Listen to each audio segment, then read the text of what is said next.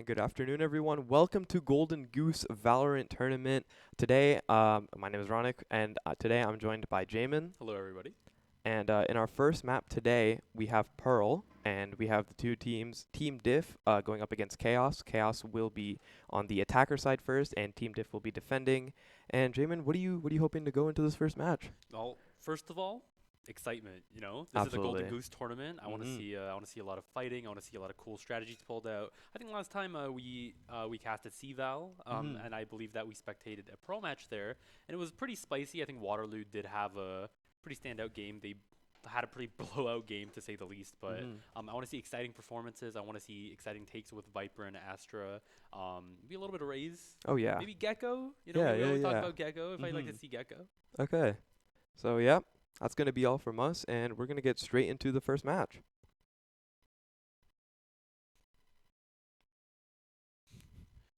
Soon. We will be getting into it soon, but for now, we can talk a little bit more about how this game is going to go. We have...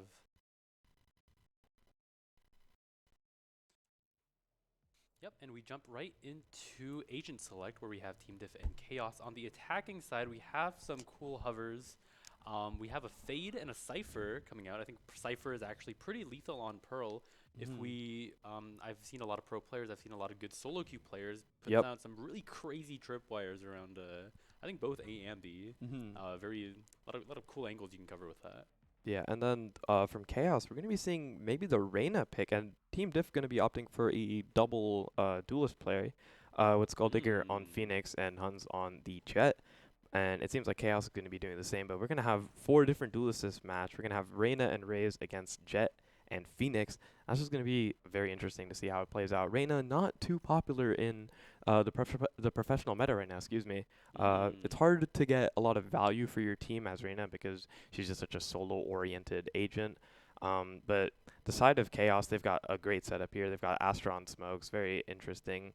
Very regular Astron Smokes usually on Pro Up. But Team Diff going to be maybe opting for the Harbor pick, and that's going to be very interesting because I think Harbor plays really well. Yeah, Harbor and is we're going to get the locked. Harbor lock. So the Harbor lock is going to be very interesting. It's going to see how it plays out on Pearl. Lanky Manky is going to be Harbor, and they're going to be defending first. Normally, solo smokes on Harbor is really difficult because there's not a lot of util you can work around. So we're just going to see how Chaos wants to play around, or sorry, Team Diff wants to play around the Harbor pick, and how I'm interested to see some Cove plans, how the High Tide rolls out, Cascade, and especially the Ultimate. I think the Ultimate's really good for both of the sites here. It covers a lot of space. So it's going to be super, super interesting to see how this matchup goes. Yeah, and Harbor instead of Viper, I think, is the interesting choice here. I think traditionally a lot of teams go for double smoke, or at least a Viper, because that makes execute so easy. And like you said, Harbor is way more difficult to pull off these takes in. Viper, the wall B and the wall A is pretty straightforward, and she has pretty good post plants as well, especially on Pearl. So the Viper, or should I say the lack of Viper prio, is pretty interesting as well. And one more thing is Sky is picked on Dash, on the side of Dash, and we see on CVAL that Sky was a big priority pick for both those teams as well. But we're going to jump right into the pistol round, where it looks like Chaos is posted up around A. There's going to be some early mid-aggression shots traded, but Jin's not going to be able to find any success as 4 players of Team Diff are pushing out into mid. But it seems like Chaos is just going to be able to get this A site for free. No players to contest. August is going to get the plant down, and it's going to be a very quick post plant that comes in from Chaos. Yeah, and this is look like Chaos just walked into an empty house, absolutely robbing Team Div. I think they got caught a little bit with their pants down, rotated a lot mid. Justin is going to go down to Dash. And it looks like Team Diff is setting up for this retake. It's 5 against 2. Wolfie tabs, living up to his name and tapping 2 out, but Dash with the right click in the classic. It's all up to Augie now. Flash comes through. He's not completely blind. The defuse comes through. The Phoenix is running through, and everybody on the side of Chaos is rushing Augie, and she's finally going to go down. Team Diff taking a handy pistol round. Yeah, that was almost really close there. Phoenix almost lined up with Dash, but luckily Dash was just a little bit far enough away. Going to get himself the 4K for the round. And that was just an incredibly aggressive push from mid. We saw 4 players running through the double doors, and Jin just unable to find any success with the frenzy. And I think that's really where things fell apart for Team Chaos, where a lot of their players just managed to get picked off, weren't able to win their ones. Dash going to pick himself 4, and we're just going to be seeing a lot of aggressive buys here. Justin going to be purchasing the Sheriff. We're going to see if he's able to get any value with that. Yeah, that looked really awkward last round when Jin was in the middle of mid and there were so many members of Team Diff all around him, and it looked kind of like he was super unsupported. Kind of looked like a traditional Reyna type of play, but it looks like Jin is going to run straight into the back, running into the CT side. I don't think Team Diff have any idea here. Oh, but the Bulldog is a little bit too much of a difference to overcome Hun's dash. But 3 players have just instantly gone down for the side of Team Diff. But they're fighting back, and now it's just going to be Skulldigger left alone here. But the headshot! Augie's going to be getting the right click, and suddenly, how the tables have turned, Chaos is going to be able to get themselves onto site. That's just going to be very difficult here. Lanky Manky with a Marshall in hand, going to be trying to pick up another gun, but I'm not sure he's going to be able to find one. And it's just really unexpected. You don't expect teams in the second round after losing to be able to win, because it's really hard to go up against Spectres, Bulldogs, and Marshalls, but Chaos have done it somehow. Yeah, and I like the organized Chaos type of play coming out from Chaos there. Ooh, Team Diff, Lanky Manky! Wolfie Taps is unable to get the kill. Oh no. Oh no, the shot goes wide, and Wolfie Taps is going to be able to secure the round. It looks really good for Team Div going into the second round, but Chaos make it work with an extremely aggressive mid push straight into the back of Team Div. And guns be danged, Team Div is caught with their pants down. Yeah, but look at Hans. He's got an operator. His whole team is struggling financially, but he says, "Nah, I'm balling. I'm gonna buy this operator and I'm gonna shut it down." We're gonna see if he's able to get any value against the rifles that are gonna be coming in from Chaos. Looks like they're gonna be opting for a fast B take here. Jins might be going for an early peek. We're just gonna see how the operator plays around all the other pistols. Yep, and many members of Team Div are posted around this B site, so Jin is going to be a little bit careful. Dash takes out 2 with the Sheriff. Is she going to be able to get 3? No, Augie manages to finally get the trade kill, but that is a lot of value coming up from that Sheriff, and I think Chaos are going to retreat. Justin is playing around the enemy's Cypher's tripwire. Dataden is going for the fights, but she sees the op and says goodbye. Running away from the B site. Looks like Justin has managed to creep his way into CT spawn. And maybe he'll be able to run into some unsuspecting members of Team Div. Yeah, but look at the Cypher flank coming in, but unfortunately, it's going to be spotted out by the trip, forced to retreat, and Justin not going to be able to get any value from this flank. Lanky Manky is going to be taken down, but they have all of A site here. I don't know if they're going to want to... if they're going to be able to hold this down. It's going to be a 2v4 situation, and once again, the players with the disadvantaged guns might be coming out on top. We're going to see a fight coming in here. Augie's going to be able to get himself one, but Lanky Manky quick to get the trade. And it's just unwinnable here, but Augie's going to be able to get himself a third, ruin some economy, but Lanky Manky quick to shut him down. That's going to be 2-1 for Team Diff. Yeah, and a clean round, I think, overall. The early Sheriff was very, very, very scary, but I think Team Diff coming out to Team Diff managing to pull out the win. It's going to be 2-1 on the side of Team Diff. And if you look at the economy, the Wolfie Taps is opting for that hero rifle, probably passing around a hot potato, pass around the Phantom after he goes down. But it looks like Team Diff are opting for another heavily stacked A defense. And there's just going to be some slow playing here because, again, Chaos not going to have a lot of advantageous guns. This round's going to be very slow, but we're going to see a Phoenix pushing in, and maybe Justin's able to catch him. Ooh, but they're both looking away from each other. There's so much chaos in mid. Neither players focus on each other. Oh, the flank's going to come in. Skulldigger's going to get himself 2, finding himself the 3rd and the 4th. The transfer through the blind. He's found himself 4 success through mid. Justin all alone now. Can Skulldigger find himself the ace? And it looks like the team's going to be baiting for him. The Flash is going to be going in looking for the ace! And Skulldigger from behind just gets himself 4, finds himself the 5th. And, you know, it's teammates like that that really, you know, make your whole day. Everyone you see baiting for Skulldigger, giving him the ace, the blind coming in from Dash, and Skulldigger putting himself at the top of the leaderboard now. 5 kills off the round. And Skulldigger manages to get the amazing flank off with the spray transfer, and he has not taken a single point of damage Oh, in yeah. that round throughout his A's. Very, very impressive performance. The ult, the run it back is going to be up now as well. I wonder if he's going to start feeling himself run it back on the A site. Would be a perfect time because Wolfie Taps and the rest of Chaos are looking like it's posted up around A.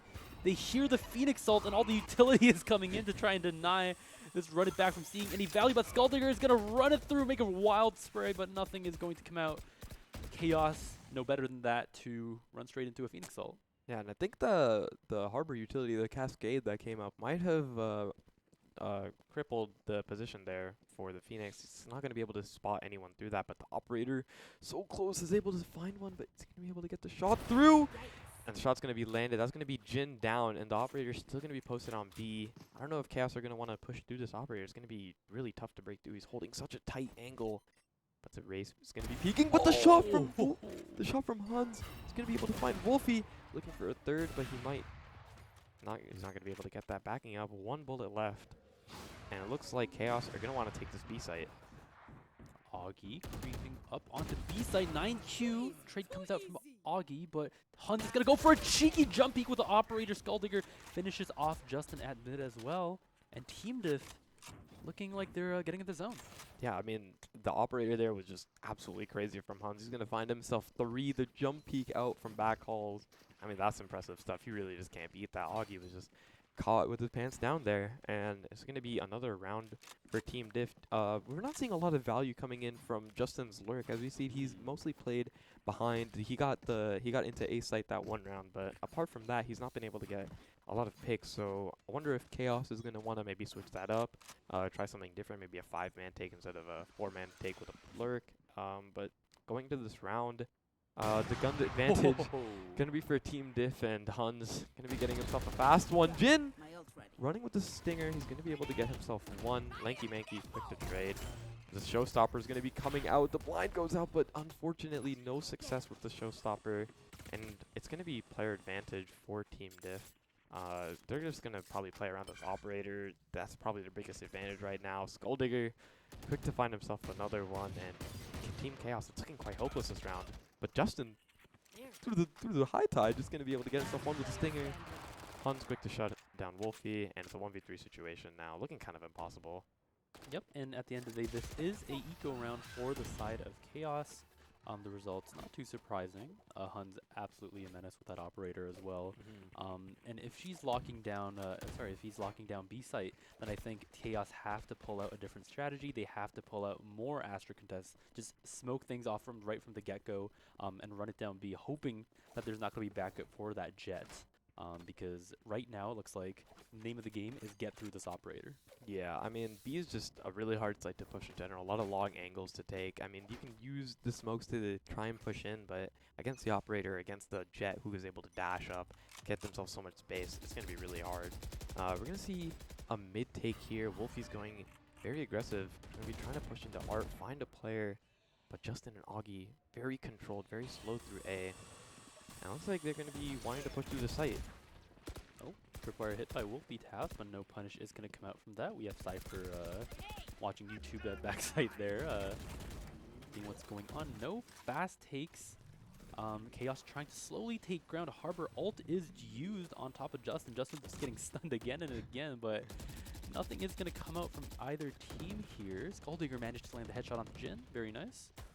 But as for now, pretty slow. I think Chaos are trying to play for picks here. Nice.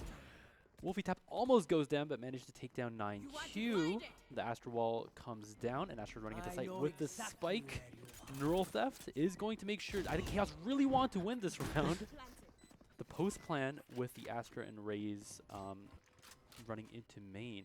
Skulldigger flashing out from the start. Ooh, Huns with a cheeky dash peek through the wall. Maybe she got some information from that. Goes down. Huns quick to trade. It's going to be a 2 versus 3 situation. Justin is sprayed through, caught in a wild spray. The star is on the bomb. The spike is ticking down slowly. It looks like there's to be a double peek from Dandan. Oh, Augie and Dandan They have to be coordinated here. Huns, the shot goes wide. She's running up with a shorty. Instantly destroys Augie, but that's not going to be enough. Spike, there's not enough time to defuse. And a good round from Chaos to claw the game back. Yeah, and it seemed like Chaos was on the back foot there, but the ultimates came out, the Cosmic Divide, the Neural Theft, and it's just really hard to play around so many ultimates for Team Diff. And that's just going to be a clean way for Chaos to secure the round. We saw Lanky Manky try and push through the Cosmic Divide, the heroic play. I was really hoping to see something come out of that, but unfortunately, Chaos was just too quick to step on that. And it's going to look like Chaos don't really have too great of a buy. We have 2 Spectres and Light Armor, but, I mean, Team Diff, they're just looking superb here. They have full rifles, full shields, an Operator in hand. It's really hard for Chaos to break through. But Wolfie going to be finding the Huns with his pants down. Lanky Manky's going to be able to get the trade, but the Operator may or may not be recovered here. I think Dash might have been able to get that. That's going to be a really big pick for Chaos. Yep, and a little bit of skirmish going around on the mid side again. Chaos, although they won that last round, are hurting in their economy. A lot of them died trying to make that round work, so they did lose a lot of guns. As a result, they're running on Spectres, and Team Diff have ultimates at the ready as well, although Hun did go down at the beginning of the round. Looks like it's going to be another slow round. Augie just chilling around Art's side. 3 members of Chaos are in Art right now. Justin with the lurk again, I guess, in main side. Wolfie's going to blast back into the site, but she's shot out of the air by Dash. Augie, however, knows where she is. She's trying to wildly spray Dash through the wall. Lanky Manky.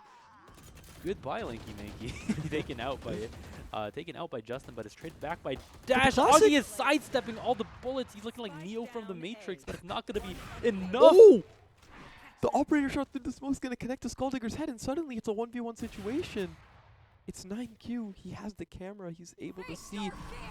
But the Nightfall is going to be coming through. It's going to spot him.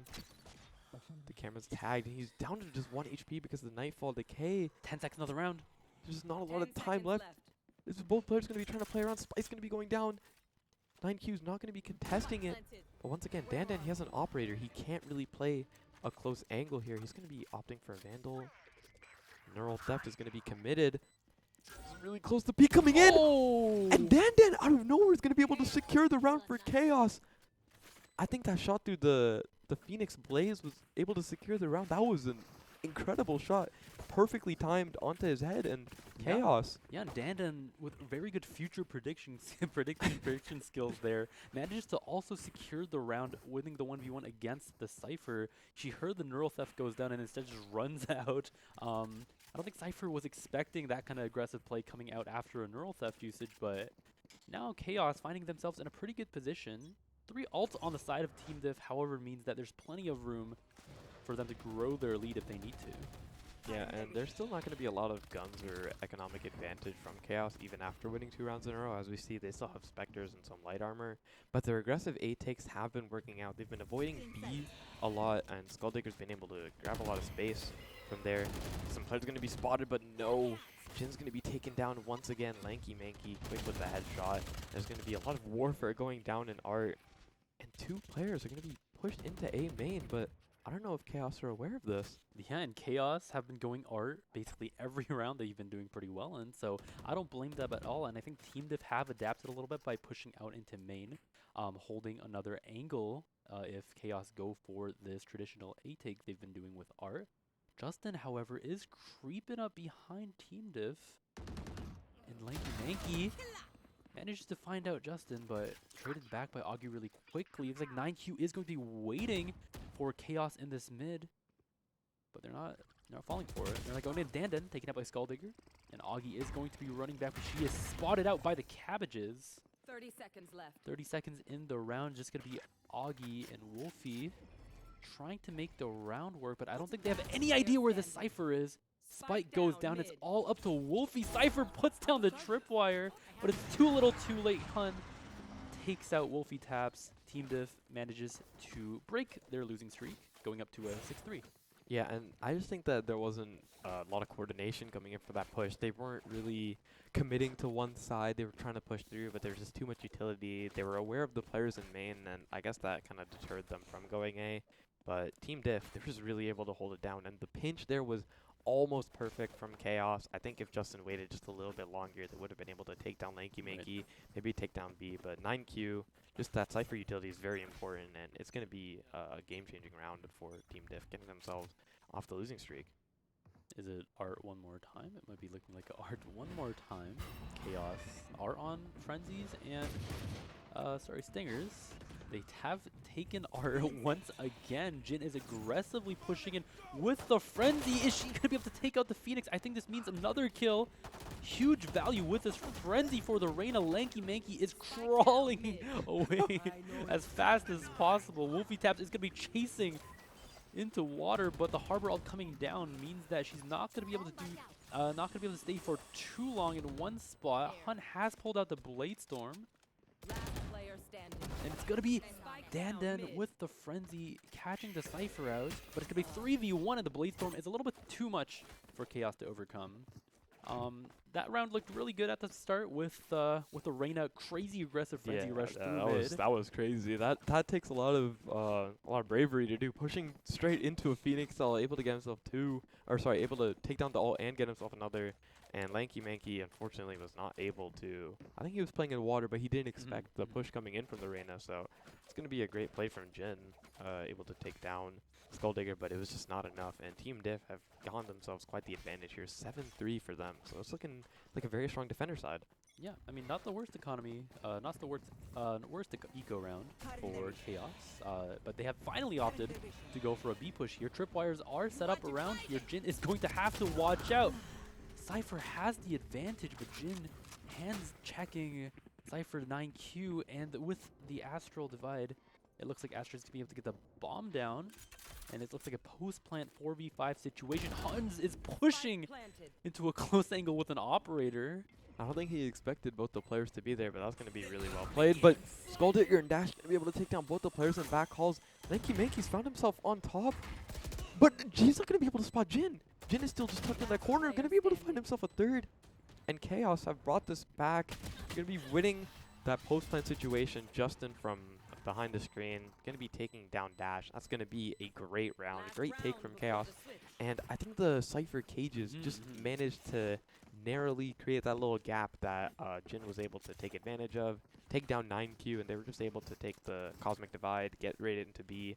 And I don't think Huns was expecting the two players to be holding him back sight. So that's just going to be a fantastically played round from Chaos. Last round of the half, and both teams looking confident, full shields, rifles, the Operator still in the hands of Huns. And this round could go any way, whether Team Diff wants to keep this 4-round lead or Chaos wants to bring it closer. But this time Huns is on B with the Operator. The first shot is going to go wide. Flashes are coming out from both sides. Jin is going to try and run it in one more time. Chaos is playing a little bit safer this time. They respect the Operator. Last time it was only the Cypher, and Jin managed to secure that 1v1, but this time definitely a little more respect is deserved for the side of Team Diff. Just a lot of slow playing here. It looks like Chaos is going to be running through Art again, you know. They love Art. If it ain't broke, don't fix it. They're going to be looking to go back into A, but look at Team Diff. They're still posted on the A site. Huns quick with the Operator to rotate, take it to A. Wolfie going to be running in with the Showstopper, looking to find one, but he's not going to find anyone through any of these smokes. It's just carnage going on throughout site. 9Q's going to be trying to get away, but Skulldigger is going to be able to trade him out or get the kill. Jin quick to get the kill, but it's just not enough. Lanky Manky from Art. Going to take down Jin, and it's going to be an 8-4 half for the side of Team Diff. Yeah, and if there's one thing I can appreciate, it's Chaos's appreciation for Art. They've been running it there as a default play, and I think that time Team Diff did a really good job reading them. The Huns rotated really, really fast with the Operator, even so Chaos respecting Huns on the Operator on B site didn't matter as much because their slow rotate meant that Huns just sprinted it over to A. Yeah, I don't think they expected that at all, actually. Yeah, and Huns has just been like dominated with the Operator, always able to get his team values at the top of the scoreboard right now, 14-5. It's really hard to play around the Operator on defense, but it's going to be interesting to see how Huns plays on the offense. Maybe he opts for a rifle, dashes it, and goes for some aggression.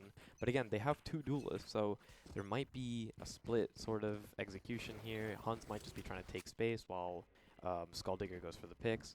And looks like they're going to be taking it fast speed. The Harbor Cascade Gonna be going up. Hun's gonna be trying to dash into backhaul, try and find any players.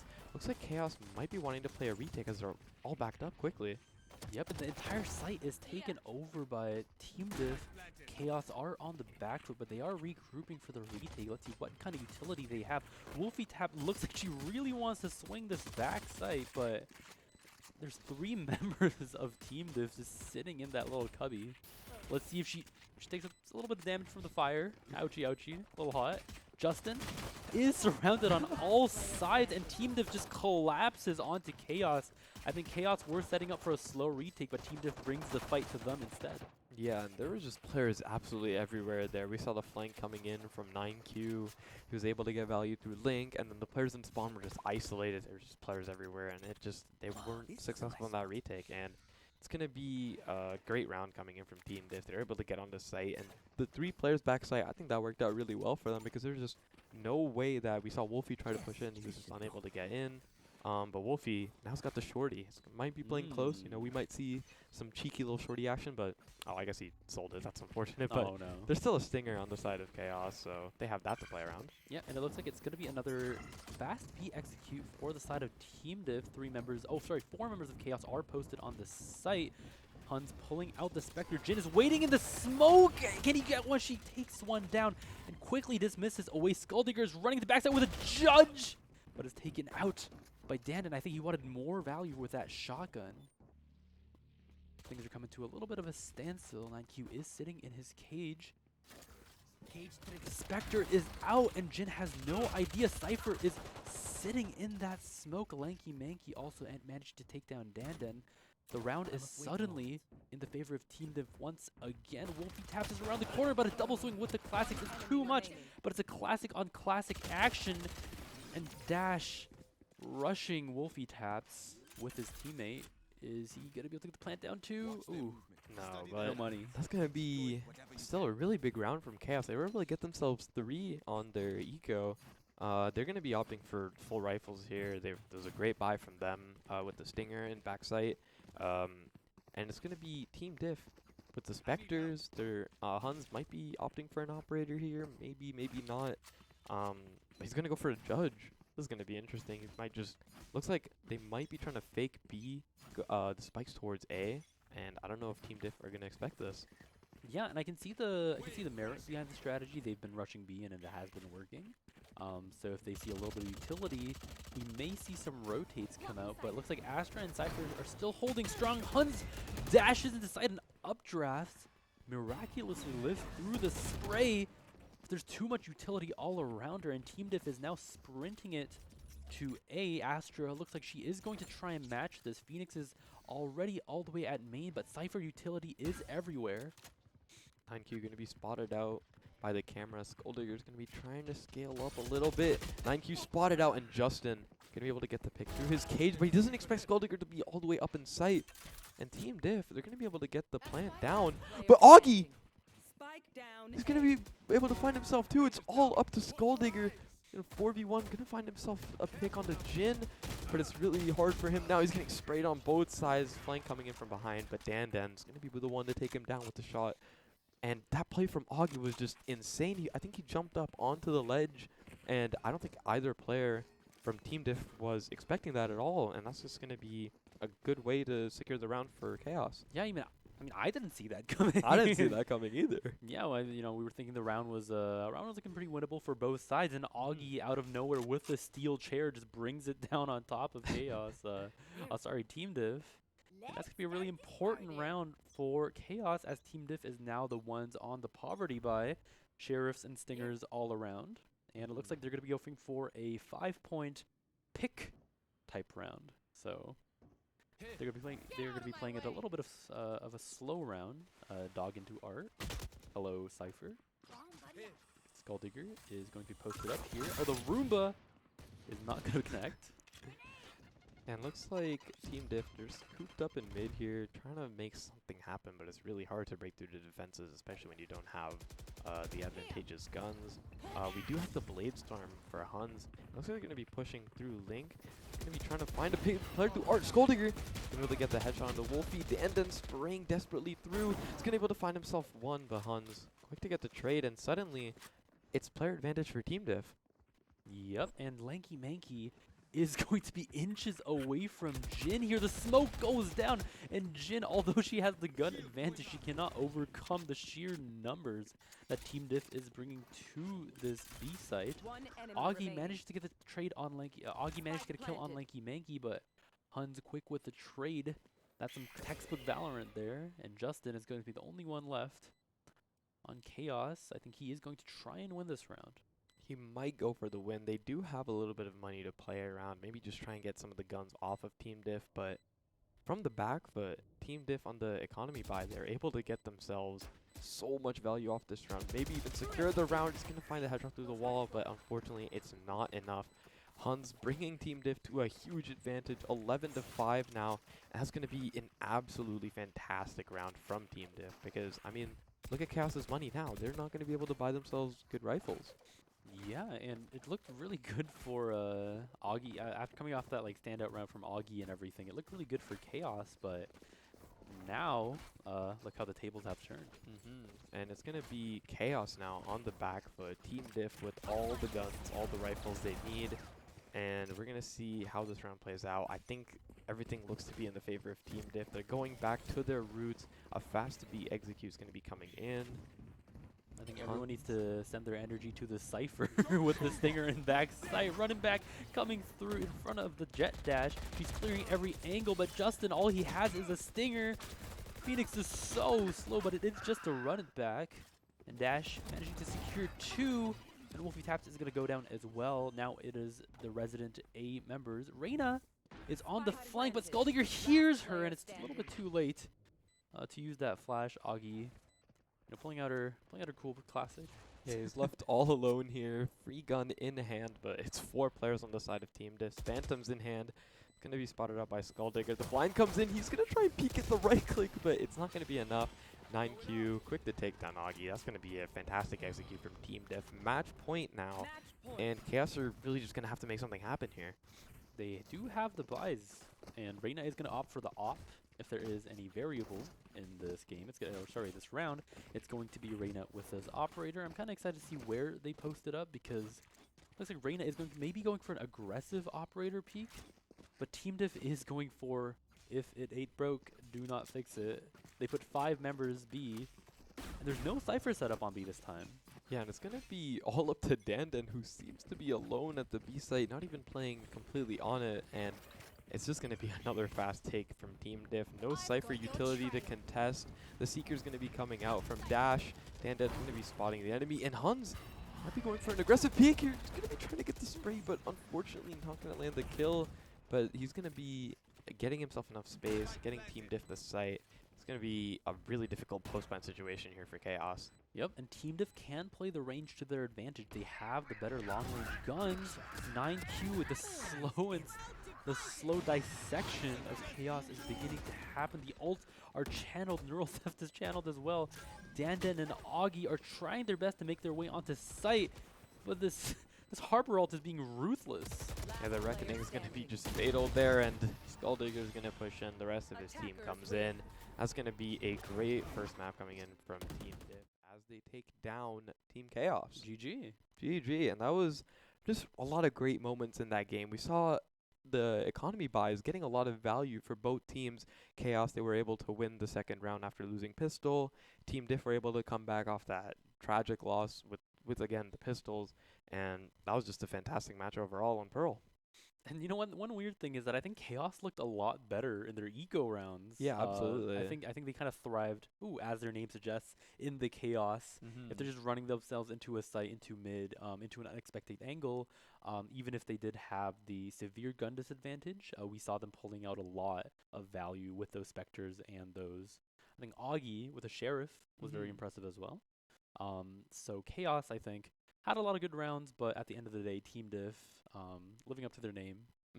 That is going to be straight up a Team Diff. I Yeah. mean, it just seemed really unfortunate for Chaos. They weren't able to win a lot of their gunfights. It just seemed like Team Diff were advantageous pretty much that whole match with the operator in the hands of Huns and just the aggression from Skulldigger, 9Q locking down sites.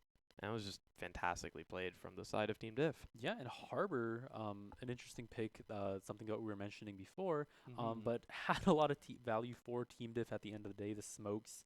Um, if I was looking through POV, chaos player holding B, like Yeah. I would have been freaking out, like absolute chaos raining down on top. The harbor stuff coming Yeah, down the on top of cascade you. coming in, Yeah, Huns just dashing into your sight. I mean, like dog coming. Was that the the I yeah. think the Trailblazer, the Seekers, everything was just coming in. It just looked like Team Diff had B just in their pockets the whole time. They just claimed that side as theirs and took it freely every time. Yeah. And I think that's really what gave them the advantage on the attacker side. Yeah, absolutely. Do not envy the position that Cypher was in many rounds. Absolutely. I'm gonna have to agree with that.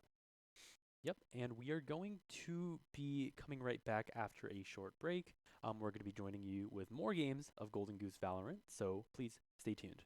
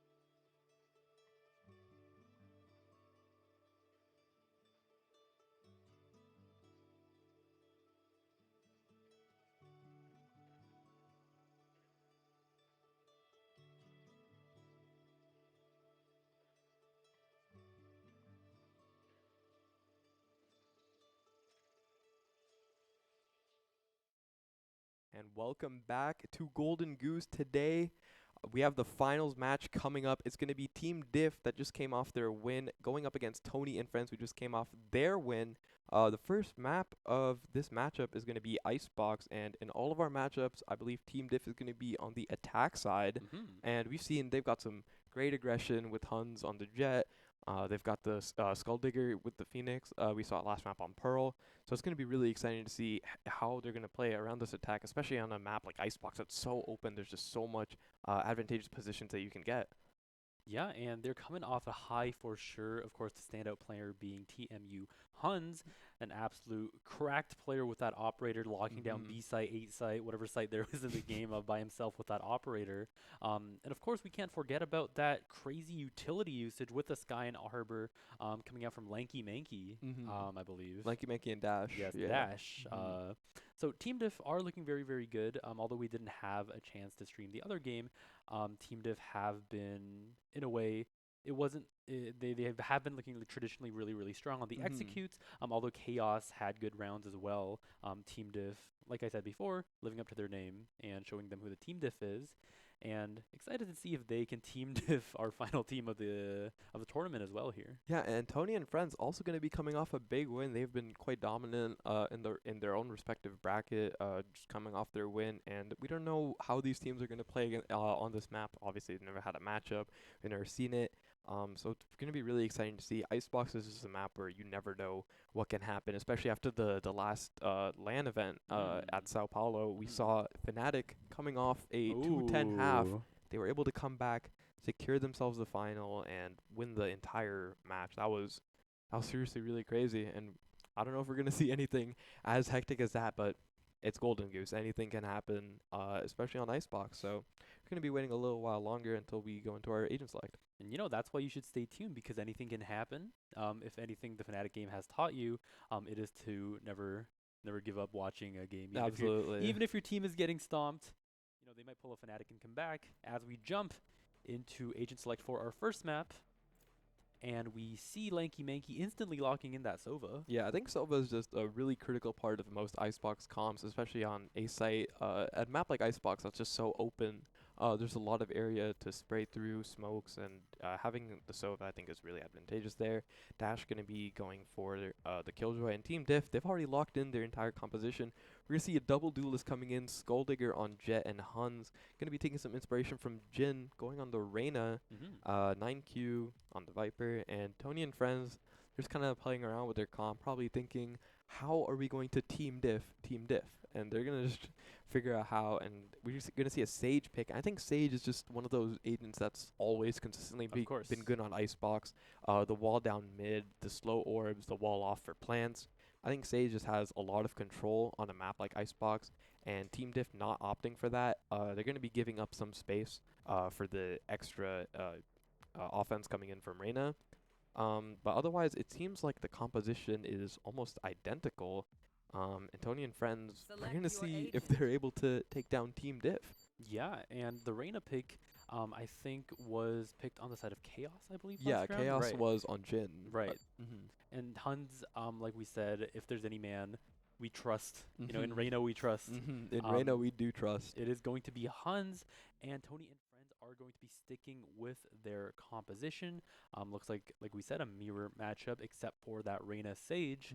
And I think that is a pretty crucial part of this matchup. If Reyna can hands diff everyone, if she can run around with the really aggressive peaks, getting those resets with her abilities, then of course she's going to be an absolute menace. But Sage just provides so much more overall stability and a lot more control to the game. So if if Team Diff doesn't let this run away from them, doesn't let Tony and Friends run away, this game run away from them with Tony and Friends' utility, then I think we could see a really exciting matchup today.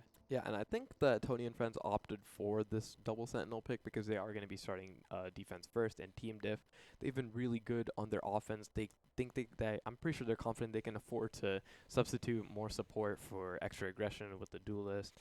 And this is going to be, we're going to be going straight into this map. I'm really excited to see how Team Diff plays this attack, how different these compositions play out, and whether that Reyna versus Sage is really going to make the big difference this match.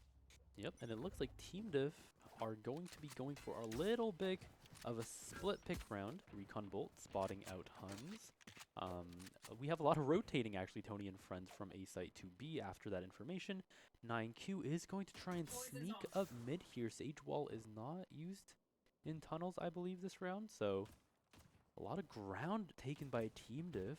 They're already on to B site.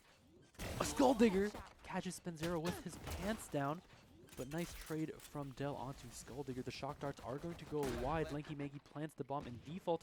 9Q still a little sneaky beaky. The shots are going wide, but she manages to take down the Sage. Oh, and another kill from 9Q. Another, and Dell and Dav PT going to be trying everything to win this round. 9Q is going to be taken down. It's going to be a 2v3 situation. There's Killjoy utility. Dav going to be able to find himself the second. Shark Dart's going to go out. The Swarm Grenades are going out. And there's just so much utility on the side of Team Diff for this post plan, but it seems like they've committed quite a bit of it. Dav PT is going to be trying to play around the turret and the two peekers, but no. Lanky Manky and Dash, each with their classics respectfully, going to be able to get themselves the round. And that's going to be a clean take from Team Diff. Yeah, and Dav PT, he looked like he was the man to bring the round back, but in the post plan, Killjoy puts down the turret and triple swings, I guess, with the turret. Dav PT looks like he's doing a little bit of dummy training there in the training range, you know. Tap this thing, tap that thing. But unfortunately, you cannot tap a turret. Yeah, absolutely. I think the turret is just such an important piece of utility post rounds, you know. Oh, it's your buddy. Got a little snowman view. I'm just really hoping no one takes down the snowman. Oh no, in the ranked games, when someone takes down the snowman, you know, that's a problem. Like, I got personal beef with those people. And Hun is going to be running it into the site with the Spectre. The shorty shots go wide. The Pokemon fart is going to go down as well. Hun's now absolutely crazy. He's just running it into sight. He does not have a single care in the world. And he just kind of wipes out Tony and friends with that Spectre. And it's all up to Spenzero now. 64 HP. I'm going to be trying to find Skull Digger, but unfortunately no one's going to be peeking him. He's going to spot a player, but it's just not going to be enough. I mean, when you have a classic against 5 players, there's just not much you can do. It's going to be a flawless round from Team Diff, and they're going to get themselves a 2-0 start. Very early, good aggression from the team, but it's going to be Tony and friends now that have the advantageous weapons. Bonus time. And we're going to see if Team Diff, you know, they're able to come off that adrenaline that they got last round. Huns, I mean, he just ran in there without a care in the world. We're just going to see if they're able to win this bonus. They've been quite strong with their economy weapons in the as we saw in the last map. So we're going to see if they bring that same energy into this one. Yep. Recon Dart goes down, spots out Huns. 2 scans on Huns. It's going to be 3. Oh no, just 2. Seems like he's kind of allergic to breaking those darts. He's going to be scanning them out. Killjoy utility and the Viper utility is quickly going to halt the push. They know there's a player close somewhere around yellow. Shock Dart's going to go wide. And 4 members of Tony and friends have rotated over to B side. But Team Div have the spike outside of A. Skull Digger channeling the dash. He's going to be swinging into backside, but he's a little bit too distracted by the grenade on the floor. He found a shiny coin on the floor and you know, he was trying to pick it up. When you hear that Killjoy, you know, the little buzzing, you know, I think I get a little worried too. But it seems like Team Diff, they don't really want to go for more. They kind of just let Skull Digger out to dry. They know that Tony and friends have all the positions in the world, the utility that they need. There's going to be a fight on B. Spenzero is going to be taking down Hunt. It's going to be a big round. Kira finding himself one. Quick to be traded by Dash there. And Tony and friends, they have the player advantage here. But look at 9Q's positioning. Might be spotting up. Pokemon Fort, he's going to be able to take her down. It's going to be a big kill coming in. But Dav PT, 9Q still going to be able to get some value off of this lurk. Maybe trying to find himself a better gun. Spike is down. Spots out Dav.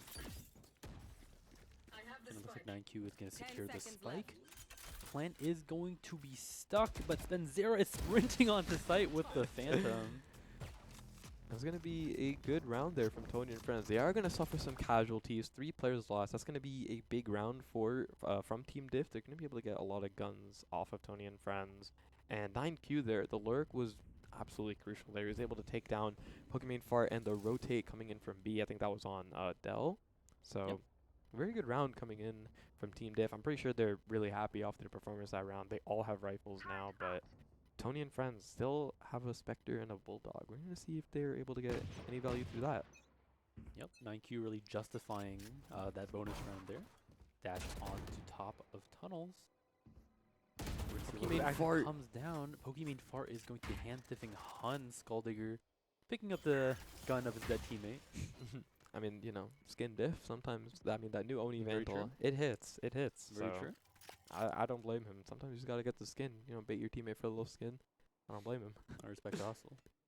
Yeah, but Team Diff gonna be losing that aggression from Huns. They still do have the duelist in Skulldigger, and they might be looking for B here. I don't know if Tony and friends expect this. Drone coming in from Lanky Manky. Are they gonna spot Daft PT? No, the tag's not gonna come in, but they are gonna know that there's a player there. And this round is just looking really slow. Team Diff not really knowing whether or not they want to commit. Yep, and a lot of how a lot of Icebox games go.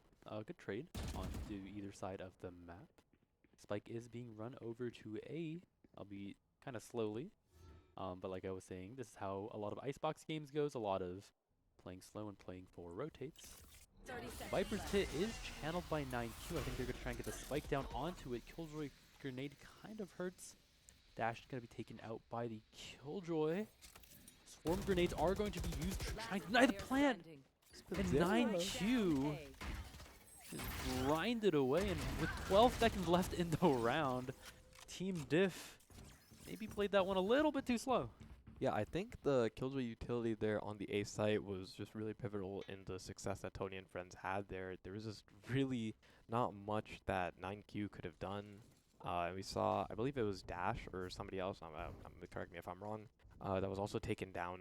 And there's a lot of control there from Spenzera. He played that round excellently along his utility, and that was just fantastic stuff from Tony and friends. We're going to see Team Diff on the back foot here. Sheriffs and light armor in hand. Skulldigger maybe trying to get the Blade Storm, make something happen out of this round.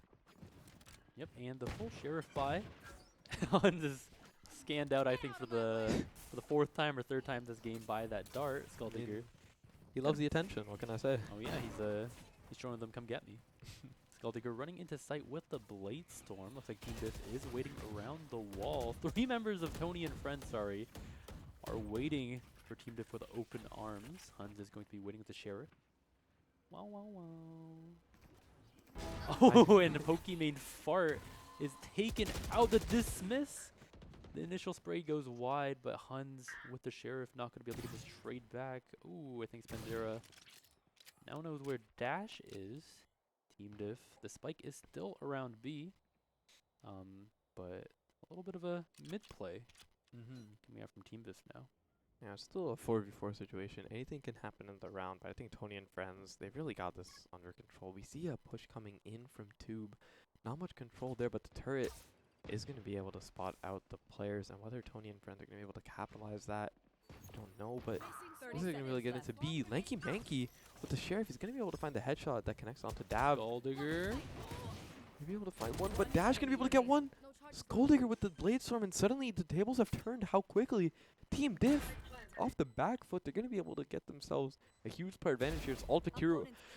Before I can even speak, Kiro going to be able to get himself 1 out of 9Q. That's going to be the smokes down. I don't know, it's looking really tough here. All players of Team Diff have picked up rifles, I believe. The Killjoy utility as well. Lanky Manky posted up on Snowman. It's just looking impossible here for Kira. Yeah, it's like a 4v1 situation if you count the 5v1, sorry, with the alarm bot. Alarm bot, yeah. And Kura, it's all up to him this round, but a nice double peek from Lanky Manky manages to secure Team Diff that thrifty.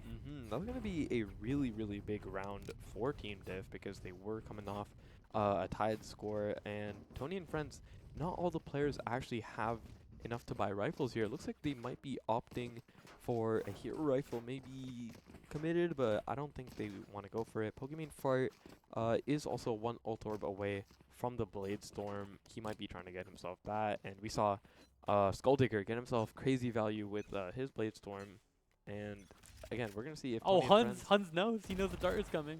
this time he's watching for it, but And once he's again, scanned out one more time. for the 5th time, and no, Spenzera says, you're not that guy. He's going to be able to take down Huns, but Dash quickly going to be spotting Akira, get the trade. Looks like they're going to be taking the guns away. They do not want to give Tony and friends any advantage here. They're going to be trying to rotate to A. There might be some contact here in screens. Dav PT going to be spotting out Dash. Dash pushed in a little bit too far, a little too close for comfort.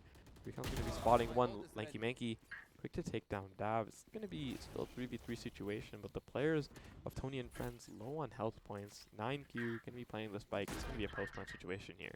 Yep, and with these low HP, the utility from the Sova and Viper is just going to be that much more lethal. Pokimane Fart running in with the Cloud Burst to pick up the Spectre. She only has 40 HP though. Spenzera takes out Skulldigger, and Lanky Manky could trade onto Delt as well.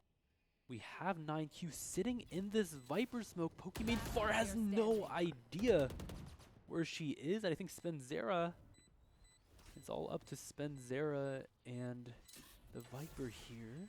Lanky Manky might be trying to play for the Hunter's Fury. And the bomb is going to go down so low. 9Q twice again through the Cloud or the Viper pit or no, excuse me. The Viper smoke. Poison Orb? Poison Orb? Is that Poison Orb? Poison Orb. Viper is going to be finding 2 picks through that. First it was onto Pokimane Fart, and that's just a really unexpected play. You don't usually expect a Viper player to be playing close up in their smoke, especially on a map like Icebox where lineups are just so powerful. 9Q going to be getting himself 2 quick picks off of that utility. And we saw some great value coming in from Spenzera. He was able to get himself, I think, 2 or 3, but unfortunately it was not enough. And Team Diff getting themselves the advantage once again. Has Huns learned his lesson? He's waiting for the dart, but it doesn't come out. Oh, but it comes out again, but this time he's dodged it. Huns, for the first time this game, is able to get himself a dodge from the dart. Going to be trying to push in, maybe spot out Dell. Empress is active, but Huns is being crippled through the smoke, but Cura has no idea. Huns has already pushed into backside. Hunter's Fury is not going to get too much value here. Huns is going demon mode in back Snowman as well. 3 for Huns. 9Q getting the 4th kill. Now it's all up to the Killjoy. Spenzera has the lockdown, but what's she going to do with this ultimate? Yeah, he also had the lockdown last round, and I would have loved to seen that committed because maybe it would have given them some sort of advantage. Maybe there was a chance they could have won the last round, gotten in to an advantage coming in this round. But, I mean, Huns just ran down the site, pulled out the Empress, showed everyone who the real queen of this map is. It's going to be Reyna, and normally, you know, that Reyna pick not really favored, but Huns is showing that it might not be completely futile. Spenzera spawning out 9Q with a knife out. Maybe he's going to be able to get himself a second onto Lanky Monkey. Some 360s coming in. He's going to be jumping around trying to spot a player. Oh, Spenzera. So patient. Oh, I don't think Team Diff have any idea where Spenzera is. Lanky Manky turns around at the right moment, but he's a little bit too busy doing some lanky manky things, jumping around everywhere. Yeah, hopping around. No more monkeys jumping on the bed. It's going to be another great round coming in from Team Diff. We saw the aggression from Huns getting all of sight there. And Tony and Friends put on the back foot yet again. An economy bias. Spenzera's just been phenomenal this match, though. Just so much utility usage, so many gunfights won. And he's been proving himself quite an asset to the team. It just seems like none of the other players are able to really play around it that well. They seem kind of discoordinated right now. Maybe if they want to change things up a bit. And we see already they've changed something up. Spenzera's on the aggression. Huns not spotted out by the dart. Might I mention that? That's big from Huns, but the recon dart. Recon bolt from the Yellow Drone is going to spot him out. Skulldigger. Going to be Spenzera, I think, got too aggressive there. He's going to be spotted out. Or not Spenzera, sorry. I think it was Dash. And Tony and Friends, they've got themselves the player advantage here. It's going to be a 5v3 situation. Looks like they're going to be slowly scaling A. The site looks kind of empty. Looks like most of the players of Tony and Friends have leaned towards B. Going to see if they're able to get this plant down, play around it, maybe? Yep, and Bladestorm is out from Pokimane Fart as well. Viper's Pit is going to be channeled. Lanky Manky going in for the plank. Skulldigger gets the op shot, making it a 3v4. Defender Killjoy is coming out, but Hunter's Fury looks like he's going to say no. Oh, but he forgot about the update. It has more HP. They have to push the Killjoy. But no, that's going to be a fatal misplay. And 9Q is going to be spotted out, but he's not spotted out. It's the name of the game is find the Viper before she doesn't get detained anymore. Everyone is sprinting around the site. Gun comes out, but Sova is taken out. I think she actually got 2 there with the Vandal. Yeah, she did get 2, and that was almost a heartbreaking round. The Hunter's Fury, I mean, I feel like a lot of solo players are just used to, you know, two-shotting the Hunter's Fury, but the update that's brought it up to 200, 3 shots must be committed from the Hunter's Fury to take it down, and I don't think Lanky Manky realized that. That's going to be a huge misplay, and none of the players of Tony and Friends were able to find 9Q. He almost could have gotten away with it, but luckily Tony and Friends were able to, you know, get the composition, find this Viper, take him down, and that was almost a heartbreaking round for Tony and Friends. Yep, but one thing we know now is that the economies are pretty even looking. Good guns on both sides. Viper Pit is going to be used A site, but Team Diff, looks like Reyna got legged actually by the op shot. Oh, and Skulldigger going to be finding success with the op onto Pokimane Bar. It looks like a player's going to be down for B. Lockdown's going to be committed. DaftPT going to be getting one, looking for more. Stopped by 9Q. And looks like they probably have a free B site here, but look at Kirua's position. He's up on top of this wall. He's going to be able to find himself Huns. And they just have no idea how to play around this. That's going to be some fantastic wall usage, but the peek coming in. Not going to be able to take him down, but Kirua's extremely low on HP, and it looks like Team Diff are still going to want to plant on this B site, probably. They're trying to look for a pick. Dell's peeking out, getting dangerous. Spenzera's quick to support him. Dash going to be taken down. Spenzera with 2. Lanky Manky taken down. It's all up to 9Q. Finds himself 1 onto Kirua. And the players of Tony and Friends are very low, so this could go in the favor of 9Q. Yep, HP is definitely a factor here, but at the end of the day, it is a 2v1 if they get a good position. 9Q is going to be given a run for his money. A little bit of gunfire exchanges, but Tony and Friends. Oh, I mean, somebody check his PC. How did he just... That was like 2 shots that were just shot out of his Phantom, and it's going to be the headshot coming in. Spenzera with 3 on the round. 15-4. A performance like that on Killjoy, that's impressive. And 9Q, I think he's looking at his screen in disbelief after what just happened to him. Yeah, and Team Diff looked pretty good there. I think they were running after Dell after he used the snake bite, trying to block off the post plant position, and they run into him thinking that, you know, he's down, he has his utility out, but Spenzera, always there to cover his boy, Yeah, manages to picking up the round. But however, Skulldigger running it into mid with the Blade Storm. 2 blades goes wide, 3 goes wide, 5 goes wide, and he has to dash into Kitchen. But his homies are there. Does Sage have any idea where Skulldigger is? No. But what just happened? I mean, all the players of Tony and Friends like dominoes have just fallen down. Fell to Pokimane Fart with the operator, pulls out the shorty, is able to find success. But I mean, a 1v4 situation. He's got the Phantom, but it's just players at every angle he turns. And Dash going to be taking him down. That's going to be a quick round from Team Diff. We saw that early mid-aggression, and I don't think Tony and Friends were really expecting that, but that's going to be a huge play coming in from Team Diff. Skulldigger, unfortunately not able to find any success with the Blaze Storms. We saw some bobbing and weaving, some left and right, A-B.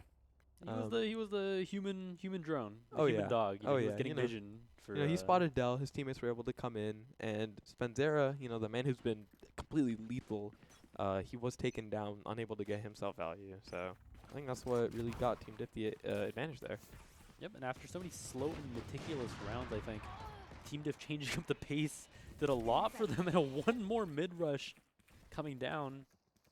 Dell is going to be posted up with the Sheriff, but Dash with a nice shot. Skulldigger! How does he know?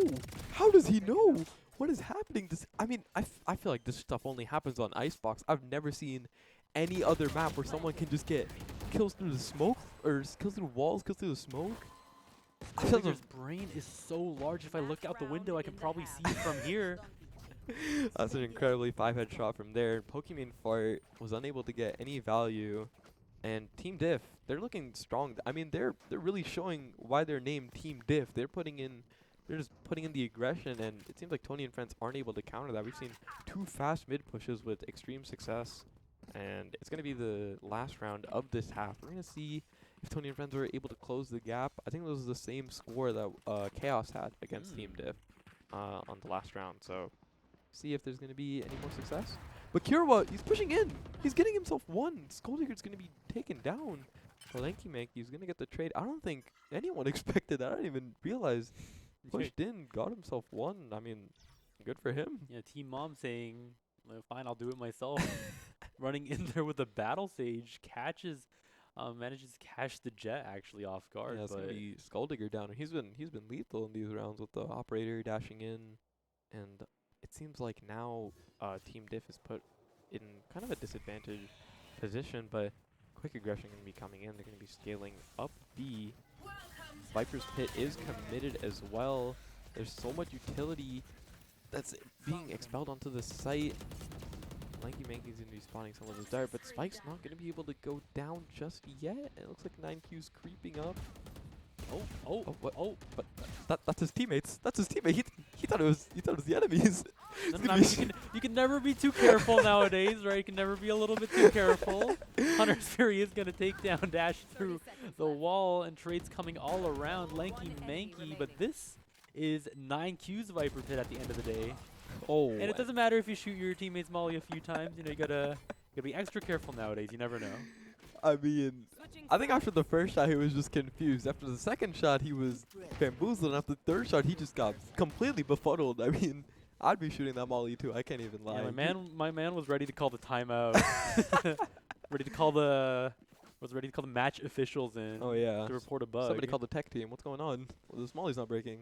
But yeah, that's going to be the same half that we saw against Chaos. Team Diff going off this 8-4, and their aggression, all of that attacker side was just crazy. We see 9Q actually at the top. You know, you don't really expect a lot of these support players at the top. Normally you expect, you know, the Reyna, the Jet, but we're seeing a lot of value coming in from Spenzera and 9Q. And it seems like Tony and friends are going to be taking this first pistol round over to the A site. But I mean, look at all of Team Diff. Oh my Pushing God. down mid. It's just one player down. Not going to be able to get any value there. Parrot's going to be spotting out the players of Team Diff. I mean, look at this little brigade of players coming in. I mean, Tony and friends have sight, but are they going to be able to stop this 4-man flank? Yeah, the entire United States military seems to be rushing in to retake this site. Dash is posted mid, but he's going to be taking down Lanky Manky. He's pressing the defuse over and over again, but looks like Tony and friends got pushed off their own site they've retaken. Oh, but Pokemon fart. Oh, I almost saw the vision. If he was able to get that reload off, I think he might have been able to get the round. We saw Skulldigger going in for the knife, and that's going to be just a crazy play coming out of Team Diff. I mean, I think they're just living up to their name. They just know it's a Team Diff. They're just running in wherever they can. I mean, they're on the defender side. They do know that, right? They're not attacking anymore. They just pushed 4 people down mid like that. I feel bad for Dell. You know, he was on the. You know, you're supposed to put. You know, he was on the.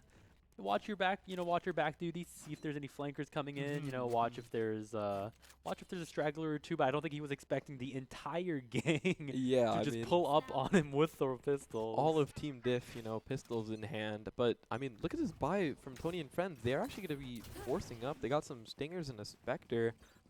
Got some aggression coming in from Pokemon. Bart dashing in. Ooh, maybe looking for a pick B. 9Q. Gonna be spotted out, but some damage dealt there. Not going to be enough. He's down to just 1 HP. They don't know about Skulldigger, but Skulldigger's down to 1 HP. Dash fighting himself too. Spenzera quick to get himself a refrag there. Oh, Marshall on the side of Lanky Manky. This shot's going wide. Dash finds himself a third.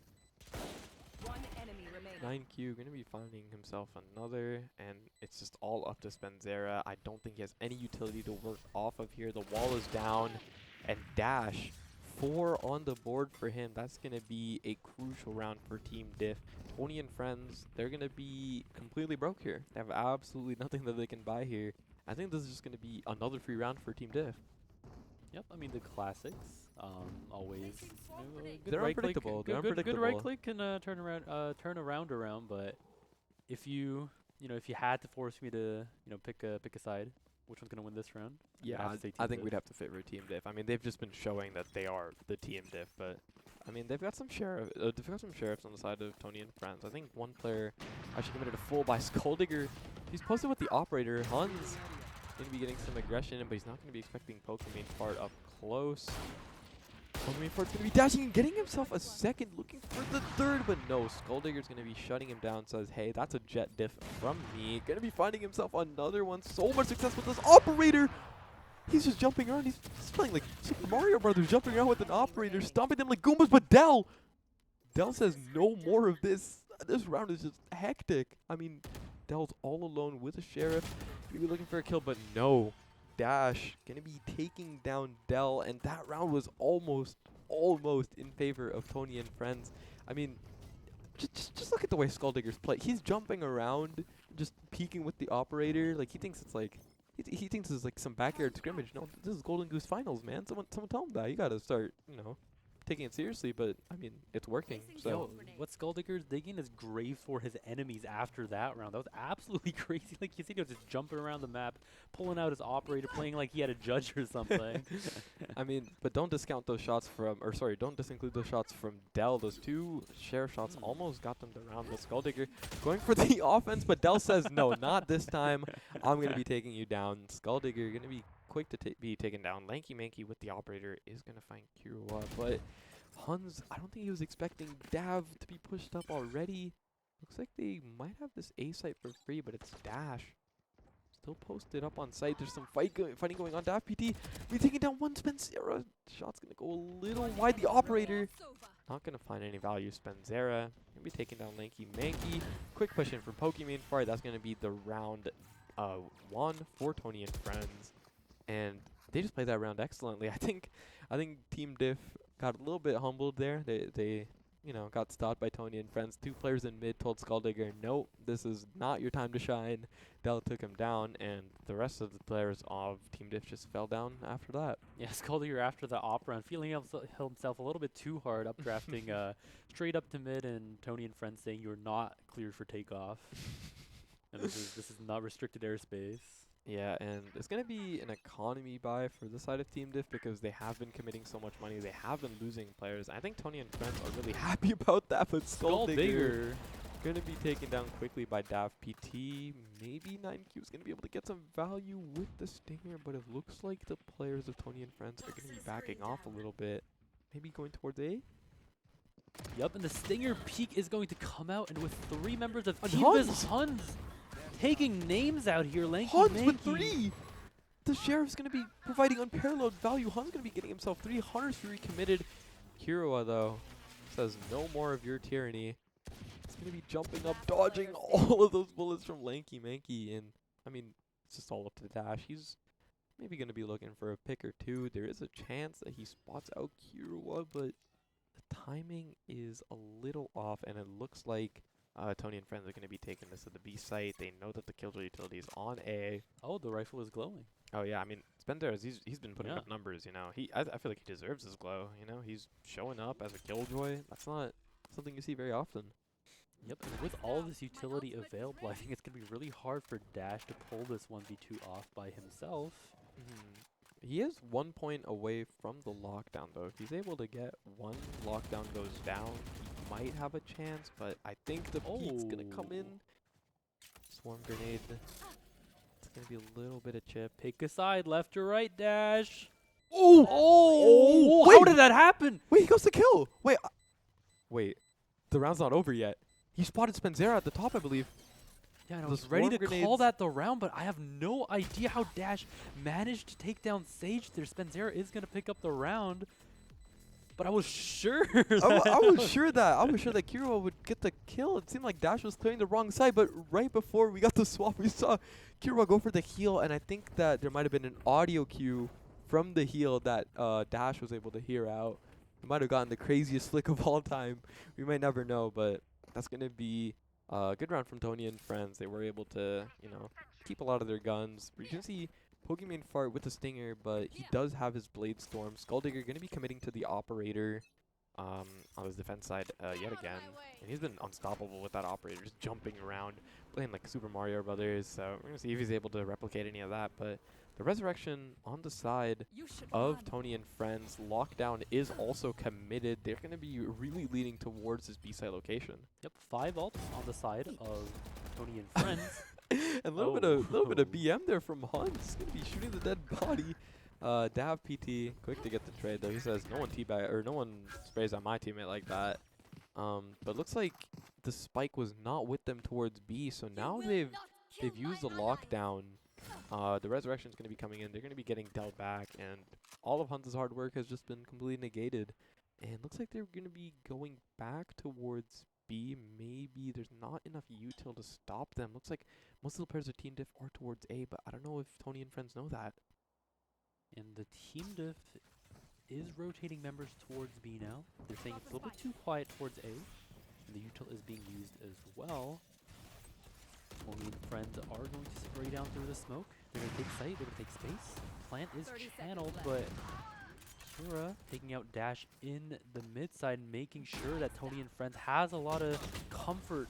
They're in the comfort zone for this take. It's going to be Skull Digger and 9Q. Ooh, 9Q was a crazy shot on the Pokemon fart, and suddenly Team Diff are fighting back, going to be able to get themselves two, but it's all up to Skull Digger now with the operator in hand. Looks like he's just going to be saving it. Oh, bonks his head a little bit.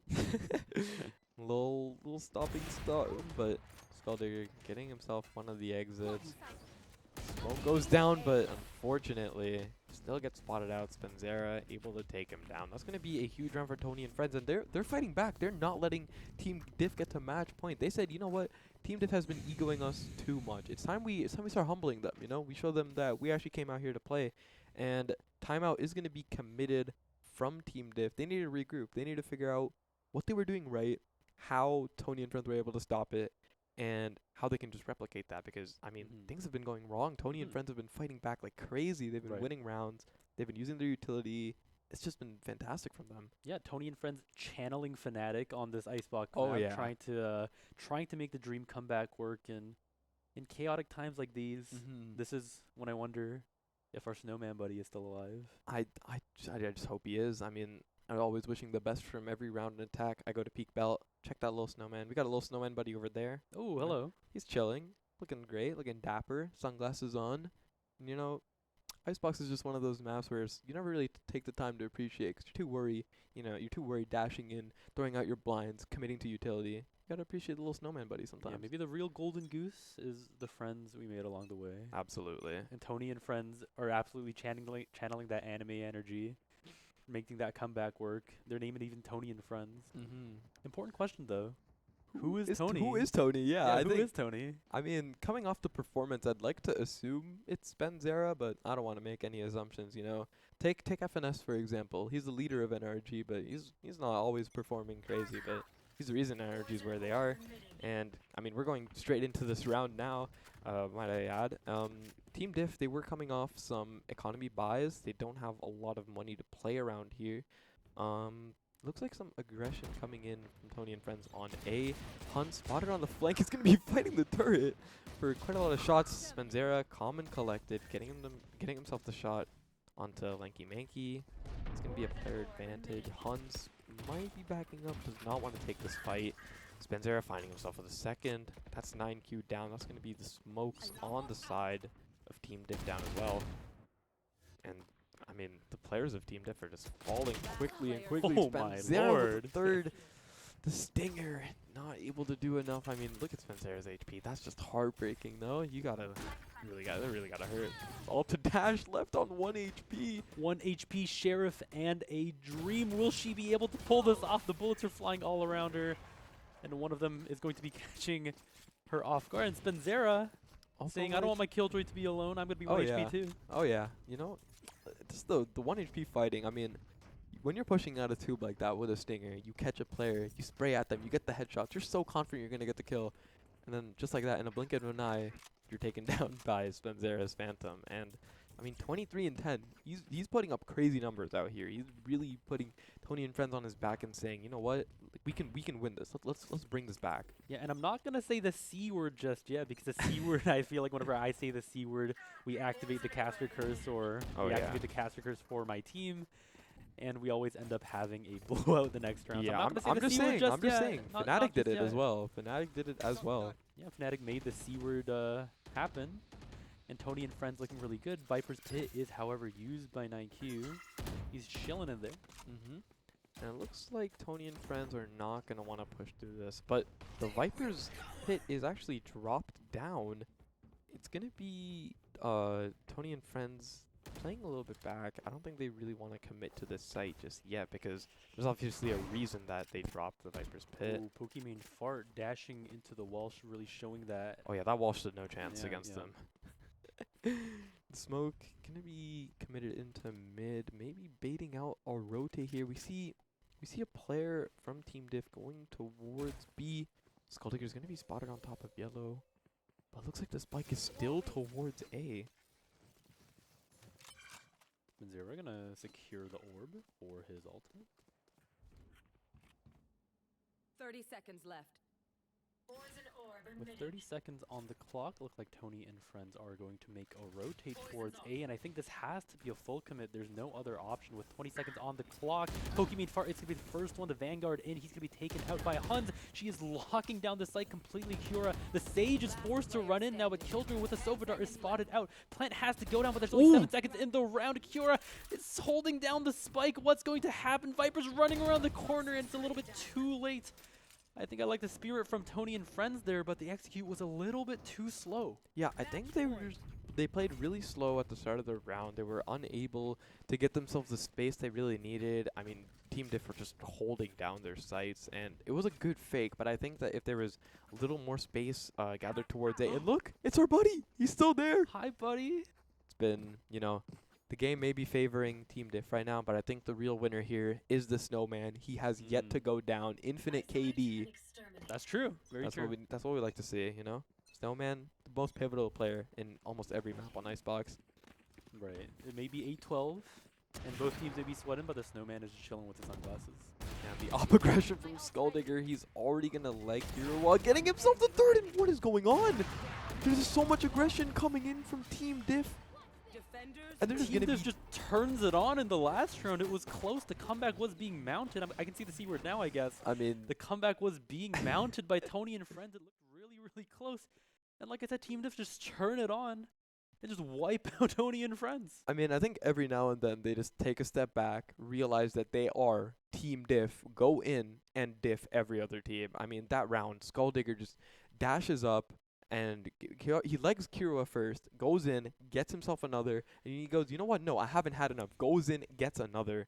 And it's those jet plays that really, bring the team together. That really show why the operator is such a valuable weapon to have, especially on the defense side. Huns came in too, getting crazy picks there. 9Q also, the Viper player. You don't usually see a lot of Viper players getting frags, but played around his utility super well, got himself the picks. I mean, Tony and friends, they really did try and fight back. We saw Spenzera putting up crazy, crazy numbers. He was looking like LeBron out there in the field, but it's not going to be enough. And that's going to be the first map, Icebox, going to Team Diff. Yeah, and Skulldigger, one of those players where he kind of plays like a dice, a 6-sided dice. You know, if you roll sometimes you roll a 1, and sometimes you updraft in mid and get shot out of the air, and sometimes you roll a 6 and just farm people on the enemy team. Oh, yeah. I mean, if you have a player like Skulldigger on your rank, you're going to want to roll a 6 every single round. And I think Team Diff, they didn't even need to roll a 6 every round because they had Huns. Sometimes he was a 6. They had 9Q. Sometimes he was a 6. And there's this overall great performance there. A lot of good teamwork coming in from Team Diff. As we go into the second map, which is going to be Haven, I believe. Once again, it's going to be Team Diff on the attack. They've been phenomenal on the attack side, just going in every time. So much aggression. They really live up to the name Team Diff. I don't think there's any more appropriately named teams than that. Yeah, and Tony and friends definitely showing a strong showing as well. Lots of signs of life, lots of signs of mounting a comeback. Maybe next map they can make that happen. But for now, we're going to take a short break before we go to the next map in Haven. Stay tuned.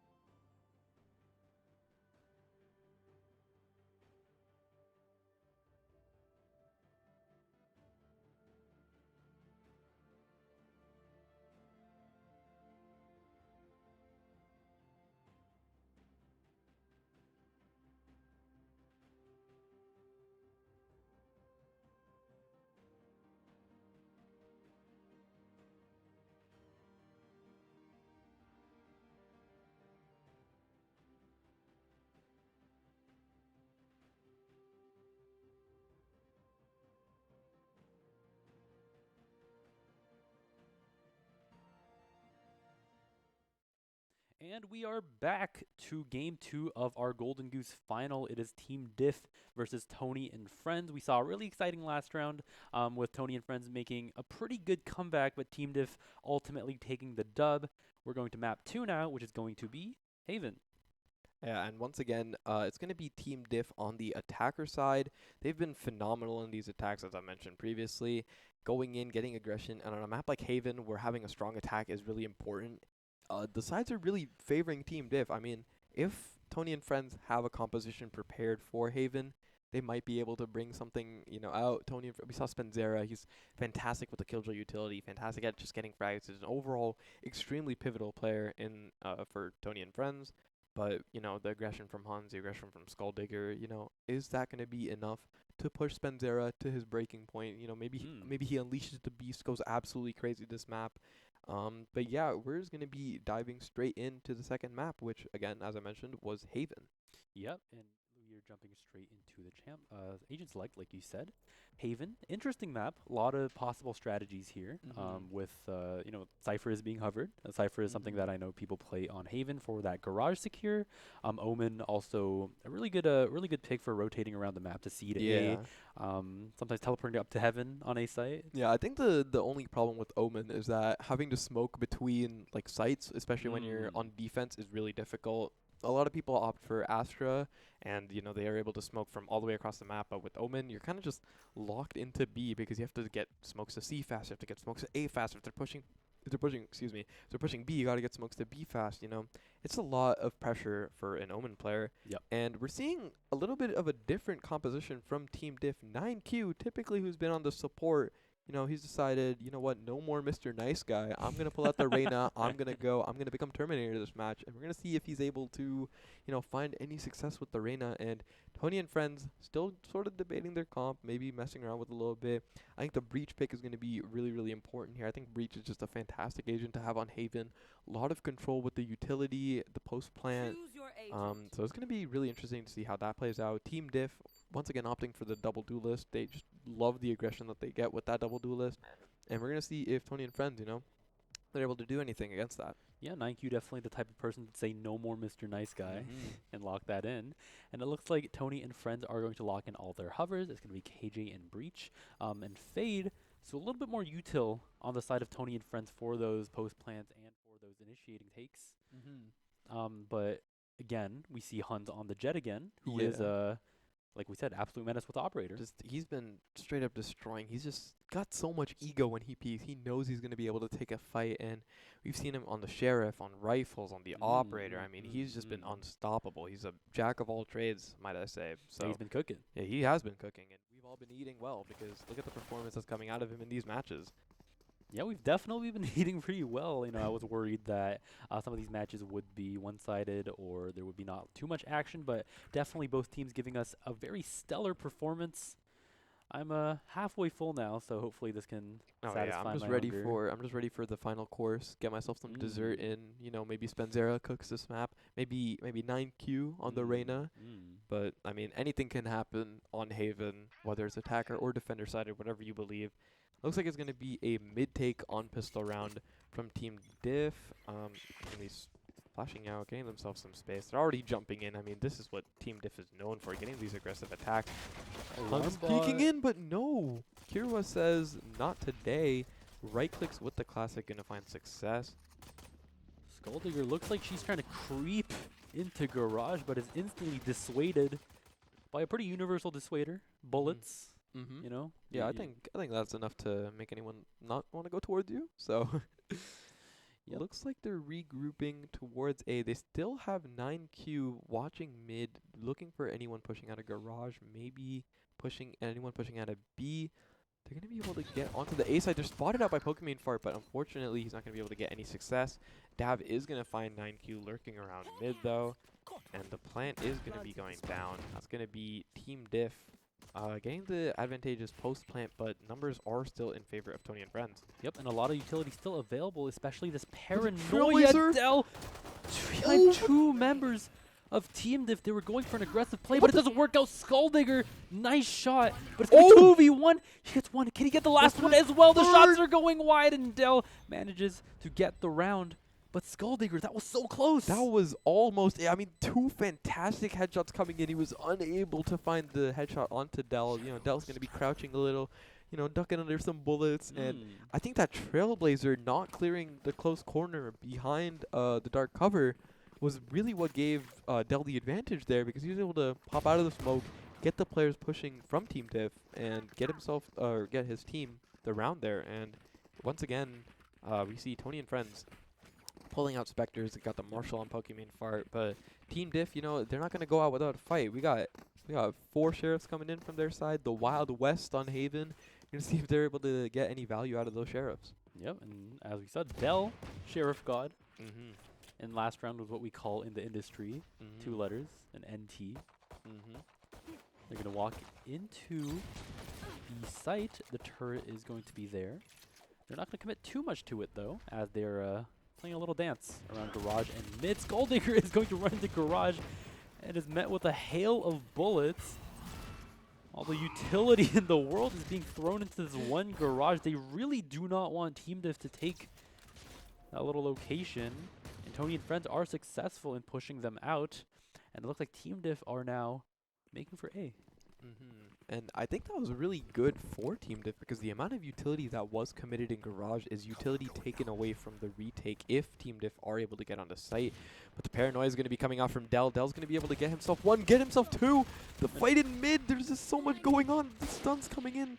Skulldigger not able to find any success. Kira's going to be taking down 9Q. Dell just unstoppable with this Spectre, getting himself to 3rd. It's all up to Lanky Manky with the Sheriff. He hears the player in mid. Not going to be spotted up with the eye, but the headshot. He's going to get himself a gun, and I mean, he has a spike. He has not much time though, so I don't really think he's going to be able to get much done here.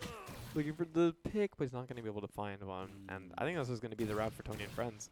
Yeah, Lanky Manky might try to go for a Spectre save, but instead he's going to run it down. Long Magnet manages to take out a second. I think he might be wanting more. But Spenzera with the Sheriff, he says, you know, you tapped my teammates, I'll tap you. Gets himself to kill with the Sheriff. And that's going to be a big round coming in from Tony and friends. Team Diff, they do still have the money to get some rifles. They're not going to be able to get completely full shields, completely full rifles. You see Skulldigger with the Guardian, Dash with the light shields. But, I mean, look at the economy for Tony and friends. They are coming off a bonus here. They might be able to make something happen, but things are looking in favor of Team Diff. But still, this is looking like a very difficult position. Yep, and Team Diff looks like they are going for a slower take here. Lanky Manky smokes the cross, and Util is used to prevent this early kind of rush from Team Diff. Spenzera has crept into the smoke. Team Diff have no idea where he is. He's making out like a robber. He's making out like a bandit. He stole the Vandal, and he's sprinting back to the safety of his team. And the dog was looking at the gun for a little bit there. A little bit of I think he wanted a snack, maybe a little bite, but yeah, but it was a Spectre and not a Vandal. And you know, that's going to be information. They know that Spenzera has that Vandal now, but Kira was going to be looking to find the pick, get the headshot onto Hunt, looks for another, but no. Dash says, that's my homie. I'm going to get his gun back. And there's going to be a gun denied for Tony and friends. They still do have the player advantage. A lot of players crept in towards mid. Neural theft is going to be committed, excuse me. And they're playing really slow. They don't know whether they really want to go C here. They know where all the players on Tony and friends are, and looks like Lanky Manky might be trying to creep up, pick mid. Ooh, Pokemon Fart jumping across the site when there's no vision. Pokemon Fart gets the spray down onto Lanky Manky. The plant, however, is going down on A site, and and Dav goes for the pre-fire. Incorrect prediction there, because I mean, I wouldn't expect Dash to be posted up outside that smoke either. I would expect a player close, but that's going to be really well played from Team Diff. And you know, Tony and friends, they don't have the guns for this retake. We see Pokemon Fart maybe looking for a player trying to play post plant, anyone on the back lines. Paranoia is committed to try and get Tony and friends on the site. Spencer is going to be taking down 1, finding himself the 2nd. And it's that early pick that he gets, getting himself that Vandal and securing Tony and friends around. That's going to be a huge round. They're going to be winning their bonus, actually. Yeah, and that adds insult to injury. Spenzera, actually, at the beginning of the round, just snatching that Vandal from right under Team Diff's noses and using it to win the round. That's got to be a little bit of a stinger. I mean, yeah, that just hurts. I mean, you know, when you're going into a bonus round, you have the guns.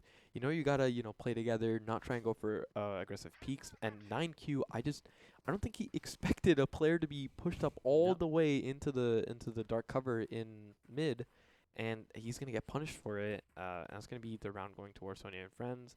Once again, Tony and Friends, they're looking huge here. 3-0 for them. They've got a lot of players on the board. But the duelist on the side of Team Diff, not on the board just yet, but don't count them out. I mean, Huns, we've seen his performance. He's unstoppable.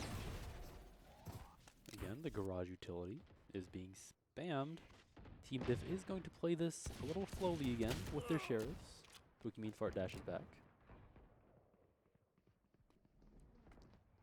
And Team Diff is opting again for a slow play. I think they're looking for whatever pick they can get. Dash is going to run into Dell here. Nice sheriff shot. I think he's going to go for the gun as well. I think he's aware of the other player there. I think he's teleported up into heaven. I don't know if Tony and Friends are aware of this Cure was, I mean, coming in. Maybe he's able to get the timing. But Pokemon Fart gonna be taken down quickly. Skulldigger with the Sheriff. The Seeker's coming out. Dav gonna be quick to trade, but nobody's aware of Dash. Dash is still in here and Spawn. Maybe looking for a third, but he has to reload. Dav not gonna be able to get success with the classic, but Spencer's coming in. I mean, the utility is just crazy here. I don't think there's anything Lanky Manky can do, and he's spotted out by Dabs. Shotting it down. 9Q with the headshot with the Guardian. Going for an overheal, and Spencer's taking it. But it's going to be a little bit too late. Oh, that's going to be a really, really close round from Tony and Friends. I think that, the spike, the ticking 9Q saw it going up, and decided, you know what, maybe it's time I finally peak. And unfortunately, Spencer was not able to win the exchange. That's going to be a really good round coming in from Team Diff. They did not have the gun advantage, but Dash, he got that Sheriff pick, teleported up into heaven, got back spawn, got himself another, almost got himself the third. And that would have been absolutely crazy. But, Team Diff, they're going to be able to get themselves that round that they really needed. Yeah, and that's why you play slow sometimes, because Tony and Friends making moves around the map, but at the end of the day, it's going to be Dash coming out on top. Nice shot onto Dell by Hunt, and it looks like it's going to be a fast A-take coming out from Team Diff. The blind is you. The Pokemon Fart just nails 9Q. Nice trade from Lanky Manky. Make sure that Team Diff secure the site. Dav takes out Hunt, and it's going to be a 3v3 situation. Defender Killjoy. What is Team Diff's response to this? Are they going to just post up in long now, or do they have any kind of alternative plans? Now, I wonder if Dav PT has the lineup, because this corner is typically really common for a lot of players to play. We're going to see the Fadesa coming in. Spenzera finds himself the headshot. That's going to be a fantastic pick. The spike is being diffused, but I don't know if Team Diff is going to be able to do anything about it. Oh, getting himself half with Lanky Manky. Lanky Manky just comes in, sprays it down, gets himself 3, and they're going to secure the round. I mean, out of nowhere. Team Diff just take down the players of Tony and Friends like they're just picking out some, little dandelions out of the lawn. Yeah, and what just happened? Because Tony and Friends looked really good there. They had the spike within, I think, like a nanosecond of being diffused. But Lanky Manky just sprays down 3 members of Tony and Friends with that Vandal. I think Lanky Manky's been one of those players that even though he's been on support, he's been able to support the team quite a lot, with his utility. But now we see him fragging out. Once again, no more Mr. Nice Guy. Swapped it over, but the double teleport coming in from Dash. Uh-oh. Lanky Manky is quick to take out Kirua, but Dav finding himself too with the Spectre. Not going to be concussed by the Trailblazer. Dark Cover's going to go down. Tony and Friends do have the player advantage here, but it's going to be a really difficult position. 9Q with the Empress equipped. Maybe they want to commit to C, but we see, I think that's Dash, spotting out the flank, trying to look for anything, but Tony and Friends, they're just composed, calm on their sights. Yeah, but 9Q does not want to let this Empress go to waste, but Dav takes him out with a Spectre. And you managed to get Dash down to 20 HP. He is gonna be healed back up. But Tony and Friends. Yeah, it looks like the players of Tony and Friends have committed to C, but they are going to hopefully be able to get to A before Team Diff. Otherwise, it's going to be a catastrophic retake. I think they expect it B, but Pokimane Fart gonna be meeting them in heaven. Just maybe the dark cover's gonna go out. Team Diff, I mean, they've gotten themselves a site 30 for seconds free. left. Pokimane Fart might be a little ambitious here. Dropping down, gonna be getting the headshot. And it's gonna be Alta Spike Skull down Digger, quick A. to get the trade. Spraying through the Ooh. dark cover, trying to find someone. Dell was crouched there, which I think saved him narrowly. Enemy Oh, remaining. and the mismatch in utility is heartbreaking. I think 10 Skulldigger, seconds left. if Dell waited like one more second, I think she would have been fully stunned up. Spencer has to be careful not to break his legs on impact. And Skull Digger, I think that was a 1v3 for Skull Digger. He just is able to secure the round. I mean, Tony and friends, I think they've critically misplayed that. I think Dell tried to wait for the aftershock that came in from Spenzera, but unfortunately there's some mistiming there. And both players, you can't give Skull Digger 1v1s like that. I mean, he's going to take it and he's going to, you know, as you said, he is the Skull Digger. He digs your grave up for you, and he's going to dig up 3 graves there. Give Team Diff the round. That's going to be absolutely huge.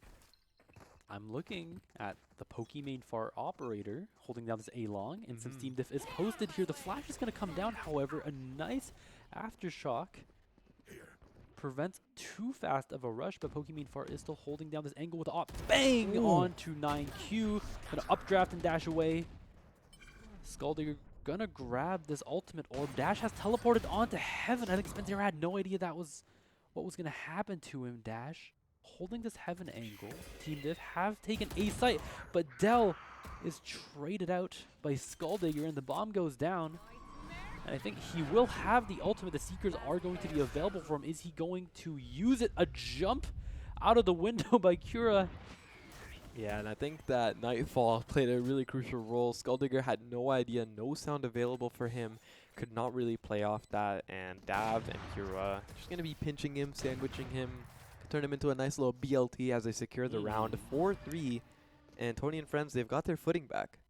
Yeah, and I think Tony and friends saying, we really don't want Skulldigger to clutch one more time. Oh yeah, I mean Skulldigger, he's been proving himself worthy. Almost got himself the pick when Kira was dropping there, but luckily just barely was able to escape. He did take some fall damage though, which honestly I was worried that Spenzera would take it the round previously. But I mean, Tony and friends, they're getting their footing back. They're gonna stop the momentum that was coming in from Team Diff. And once again, Team Diff, they've gone back to their roots, and Pistol Pokimane Fart switches it up, goes Garage, gets the operator, and Hans is going to be taken down. Spenzera with the Guardian. Down mid. Going to be taking the spike with him, and shots from 9Q going wide. Tony and friends are just looking dominant this round. There's absolutely nothing that Team Diff is able to do against that. 2 players left on their side, and I think this round is just going to go to Tony and friends. Yep, and Tony and friends winning all those early gunfights is it's a little bit good, to say the least. The guns were even in the economy as well. And I think the biggest point there is that Pokimane Fart taking out Huns in that garage fight is absolutely tone setting for this round. Dash with his classic A-lurk manages to take out Spenzera. I don't know if he knows another Omen is on site waiting for him. Hello! Remaining. Says Dell, and Spike Spike is down down. A. Lanky Manky, only member of Team Diff remaining. I wonder if he's going to grab this op and run for the hills. Yeah, I think he's just going to want to save this operator, put it in the hands of Hans, because we've seen him absolutely shred with the seconds left. operator against Chaos on the Pearl map. But, maybe he's just, he's waiting. If he hears someone, I know he's throwing it off. He does not want anyone getting that operator. Yeah, he doesn't want the police to pull up on give him a ticket for littering. You know, you gotta watch out first. 10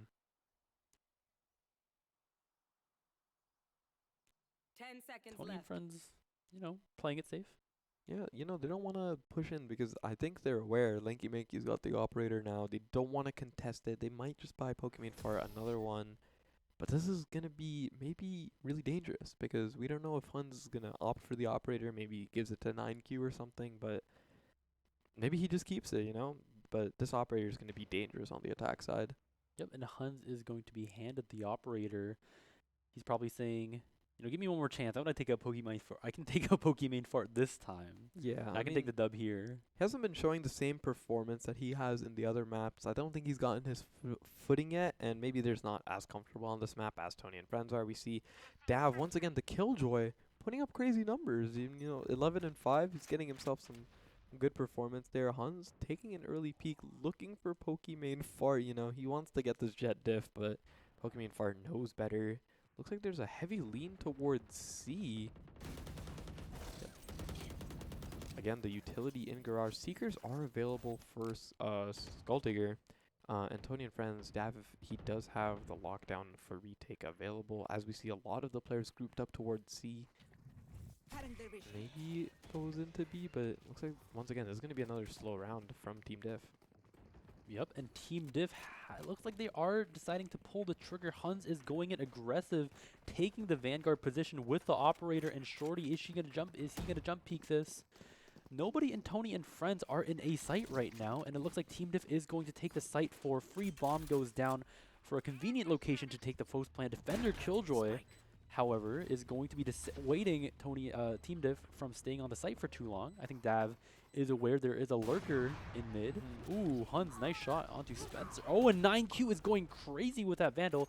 Managed to get 3 members, sorry, 4, no, it's going to be 3. And it's going to be Cura against the world.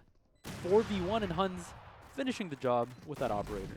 I mean, yeah, that round, I mean, it looked like Tony and Friends, you know, they had the play. They had Spenzera commit the fireball into the corner. They had the lockdown as well, but 9Q was just fighting all of site by himself, and he was able to take down the players. I don't think that Tony and Friends were really expecting him to play in that position. He was able to get the dismiss, avoid getting detained, and this is going to be a really, really big round from Team Def.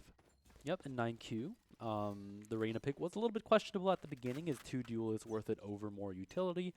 But it's rounds like those when you think, oh, you know, if a Reyna is good, then I don't mind that much. Yeah, I mean, Team Diff, that's what they stand for. And I'm going to go straight in some contact made. Maybe Pokimane Fart goes for more, but both players decide, no, it's time to back up. Kira getting a little aggressive. The double blind comes in, but Skulldigger finds himself one, and Spenzera's is going to get flushed out. Lanky Manky going to be taking him down. There's one player left on the side of C. Lanky Manky's going to be taking him down as well. And just carnage over at C long as Team Diff get themselves onto C, plant the spike.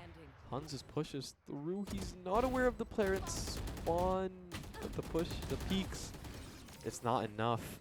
And 9Q is just going to be taking him down. That's going to be tying up the score for Team Diff. And Team Diff making full usage of their utility in long. We really see the sky value come out there with a double flash. Cura and C9 Spenzera, the only thing they see before they die is a white screen. Oh yeah, a little green, technically. A little green, sorry, a little bit green and white screen. And we see Lanky Manky actually taking advantage of the cabbage as well, hiding behind it to take the dub and the gun in the site over Dav, I believe. So a lot of sky utility, fantastic usage by Skulldigger. Not only is he good at taking skulls and digging graves, he's also good at using dogs. Oh yeah, I mean, here comes the Trailblazer again, but he's going to block Huns' dash actually, which is going to be really unfortunate, but it's only Spenzera and Kirawa in the back of sight. They're not going to want to take this fight. I mean, all the players of Team Diff have flooded in, and yeah, that's going to be a post-plan situation for them. Kirawa's going to be finding success through the smoke. Huns not going to be expecting a player there. I don't know if they're aware of this player in backside. It is 9Q's. Shot's going to go through Dav, finding himself the kill, but the op shot through the dark cover is going to be finding Kirawa. The defuse is going to be stuck, but Spike Diffuser is killed by Dash. It's a chaotic fight where both sides are spraying through the smoke, but if it is a spray fight, the Odin is going to come out on top, but Pokimane Fart nails Skulldigger through the smoke, and Dash has picked up the Odin, picked up the mantle. And with 94 HP versus 20, Dash looks like he has 79 bullets and a dream, but defenders are going to be able to take down the Spike, but not Dash, with 4 kills. I mean, that was some crazy shots from Dash. I think he was just shooting through the smoke. He got 2 diffusers with the operator. And Skulldigger was just spamming. There's just so much control they had on the post plan, but unfortunately, towards the end, Dash could not find Pokimane Fart with the Odin. The stick comes in. Pokimane Fart going to be clutching out the round. The advantage still for Tony and Friends, but this map, it's been really close for both sides. Yeah, and the rounds have been close too. It looks like Tony and Friends have a round in the bag, and you know, someone like Skulldigger or Dash pulls out a nice clutch, and sometimes it looks like Team Diff have it in the bag, but Tony and Friends managed to clutch it out. So all these rounds could have gone either way. And we're going to see, once again, the aggressive C push coming in, but they know Kira's backside. He's going to try everything he can to stop. He is going to take down 9Q, and just trades after trades going down in C site. Lanky Manky, he might not be aware of the positioning of Pokemon Fart, but looks like they're going to be going through Garage, going for the retake. Huns pushing through spawn. It's going to be a 2v3 situation here. And Huns is actually the only member of Team Div anywhere remotely near the C site. I think his teammates are now just coming to back him up, but Spenzera very wary of this long angle. Takes out the Cypher, but Huns managed to land a nice headshot.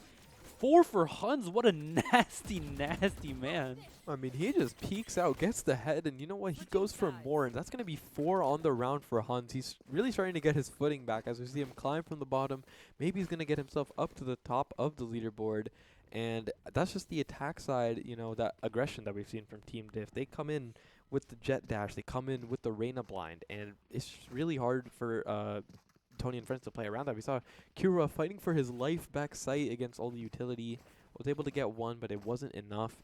And I mean, Tony and friends, they have a lot of utility here to enable Pokemon Fart on this attack. They have the breach utility, they have the blinds, they have the seekers on the side of Fade. They've got the C's. They have a lot of utility to play around, and we're gonna see if Pokemon Fart is able to capitalize on that, and if they're able to compensate for their lack of a duelist. Yep, and it looks like there's going to be a little bit of aggression towards the A site, but 3 members of Team Diff. Skulldigger has pulled out the hatchet instead of a gun. You do not want to bring a hatchet to a gunfight. And now Team Diff. I think that was Dell getting himself 2 fantastic picks, getting Huns low as well, and Kira has a crazy timing here in spawn. Dav gonna be unsuccessful. Huns just dashing in, and Huns getting himself the 3rd, but none of the players of Tony and friends are really close to sight. Dash is going to be taking down Spenzera and Huns. I mean, he came off 4 last round. He comes off 4 this round as well. I mean, there were huge picks coming in from Dell, but Huns, just with 22 HP, I think he just got 3 crazy headshots, able to secure Team Diff the round. That's going to be huge. Yeah, I was sure Huns was basically just going to die to every encounter he meets, but he manages to just tap everybody with the Sheriff. She is alarm botted out. He's flanked by Kira. Yeah, I mean, he had like a timing there, or Kira had a timing there where he could have spotted out Huns, but Huns was able to slip through. The alarm bot was able to see Huns as well, but Dav was not able to get a shot off. And they just gave Huns too much, and I mean, that's what Huns does. He takes the space, he grabs it, and he takes all the advantage he can. Pokemon Fart trying to get aggressive with the shorty. That is not how you want to use the shorty at that range. Oh no, and Huns is going crazy. He's absolutely feeling himself. He does not have a single care in the world. Dell manages to secure a trade with the Frenzy, but I think the entire Team Div knows where he is. Huns is going for the knife. Oh, not the knife. Oh. I mean, if Huns just gets 3 4Ks in a row, you really can't stop him. But he goes for the knife there. Fortunately, no success. You know, Team Diff was like, nah, you're not getting this, bro. It's my turn for ecos. And they're going to be able to get themselves another huge round there. That's going to be really, really big. And we saw Huns. I mean, it started from the bottom, now we're here. 16 and 10. Putting up crazy performance with the Sheriff. He might be opting for an operator.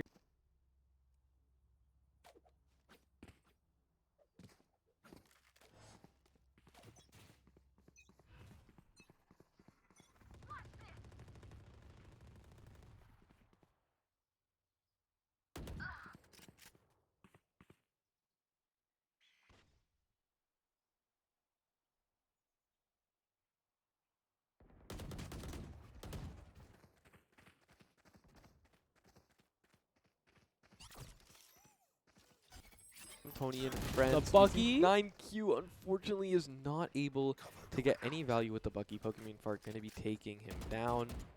Dark cover goes up, and I don't really think that Tony and friends are going to want to push through that dark cover. They're going to be looking towards mid.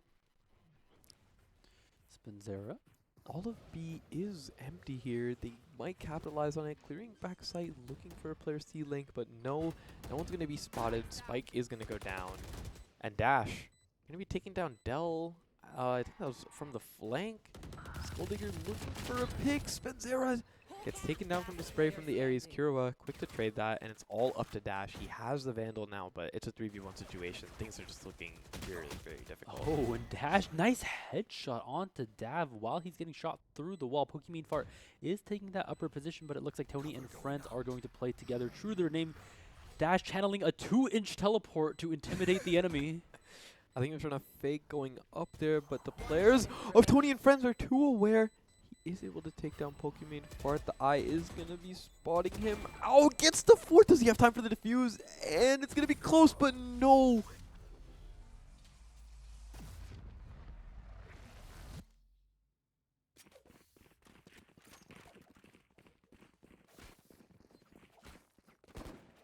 Fart and Kirawa, they were just giving him one-on-ones. Neither of them wanted to really play together. They just peeked him. And Dash, you know what? He took advantage of that. You give a player on Team Diff the opportunity to see space, and they're going to grab it and make something beautiful out of it. And Dash was able to do that, but unfortunately not able to get the spike diffused. And now they're going to have all the rifles they need as well, but it's going to be a little bit of an eco buy from Tony and Friends. We see Huns with the operator trying to peek a short. And 9Q can be quick to get the first pick through Garage. And this is why Team Diff is so scary. Each and every member of Team Diff have that clutch factor. We see Skulldigger do it, we see Dash do it, and of course my man Huns can do it.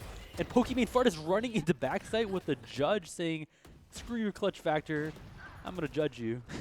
It's going to be a plank going down, some shots coming in, but Pokemon Fart's going to say, no, that's my teammate, you cannot be shooting him when he's planning. And somehow, I mean, I looked away for a second, and all the players of Tony and Friends are just gone. Team Diff, Dash, and 9Q are able to just retake site. They weren't able to get anything. Tony and Friends, I don't know what really happened there. Yeah, Team Diff have me rubbing my eyes right now. What just happened? I blinked, I turned around for a little bit, turned around, and they won the round. I mean, that's the thing with Team Diff. It's like you blink and you miss it. It's bound to happen.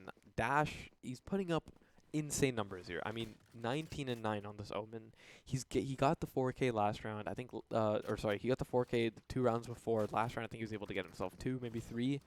And he's just been proving himself pivotal. 9Q not really getting too much footing on the Reyna, but he's able to get himself a lot of space. Looks like we have a 5-man C commit coming in from Tony and Friends, the Blade Storm. First Blade's going to go wide. Yeah, Tony and Friends makes it look like they're playing pistol round right now, except for the Pokemon Fart. With the operator, the teleport is channeled. The Pokemon Fart is ready with her knives.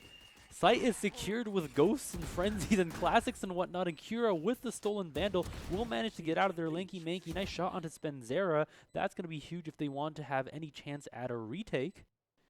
And Skulldigger with these Ares.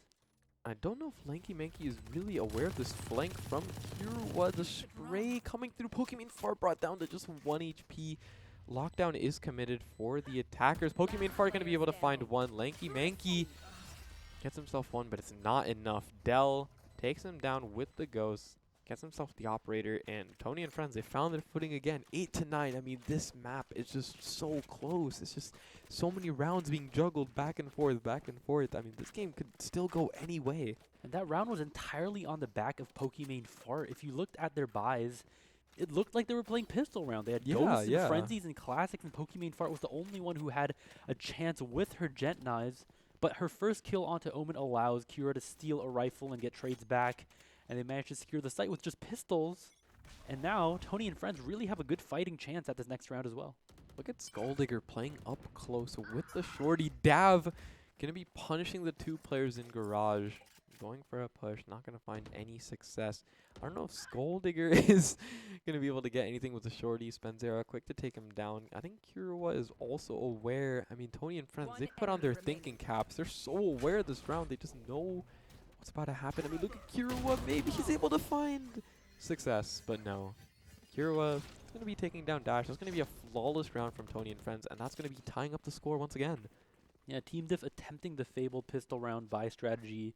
Trying to mimic Tony and Friends, but Tony and Friends saying, we're a little bit better at that. We had Blade Storm out that round, so. Oh yeah, I mean, look at the scoreboard here. 3 rounds, 3 rounds, 2 rounds, 2 rounds, 1 round, 1 round, 2 round, 1 round, 1 round, 2 round. I mean, it's just so much juggling. Each team back and forth, handing each other rounds. But you know, if the pattern persists, I think that you know, Team Diff have an advantage. But you know, This game isn't about patterns. It's just about diffing the other players. We're going to see if Team Diff is able to live up to their name, secure themselves a 2-0 victory, and Huns from up top is going to be taking down Spenzera. Dav quick with the trade. And they might be looking towards B. They're going to get some aggression in. Dog to clear sight. Paranoia. It's going to be able to get the plant down. It's going to be a retake situation for Team Diff yet again. Yep, we see that Team Diff are trying to get the site retake, but many of Tony and friends are posted up around the window. And middle, Lanky Manky baits out the utility with a quick tap to the spike. And Lanky Manky trying to get the util up, but a nice shot by Skulldugger onto Kura means that 3 members, there's no different angles. It's going to be a straight up gunfight, straight down middle lane. Dash runs out, traded back by Def, and trades are all around, but at the end of the day, it's going to be Skulldugger once again. It's like a circus act over here. Everyone's just juggling. Either it's rounds, either it's kills. I mean, back and forth, back and forth. What is going on? I saw one player die, another player died. Then, I mean, Team Diff does come out on top of those. Skulldugger getting himself, I think, 2 or 3 off that round. That's going to be a huge round for Team Diff. They're going to be getting themselves the operator in the hands of Huns again. But not a lot more weapons as we see. You know, there's some sheriffs coming out, the Bucky from Lanky Manky and the Stinger, and the guns are still in favor of Tony and friends. Yeah, in the middle part of that map looking like a RuneScape Bazaar, trades being had back and forth everywhere, and Team Diff somehow miraculously clutched it out, but Skulldugger is waiting with the judge. It's going to be traded out by Dell. Looks like the Rolling Thunder is going to come in, backs out, but the kill not going to be there. Dav going to be getting the kill, and just too aware of all the players in sight. It's all up to Huns, who is currently in mid with the operator. Things could still go his way if he's able to isolate himself a 1v1.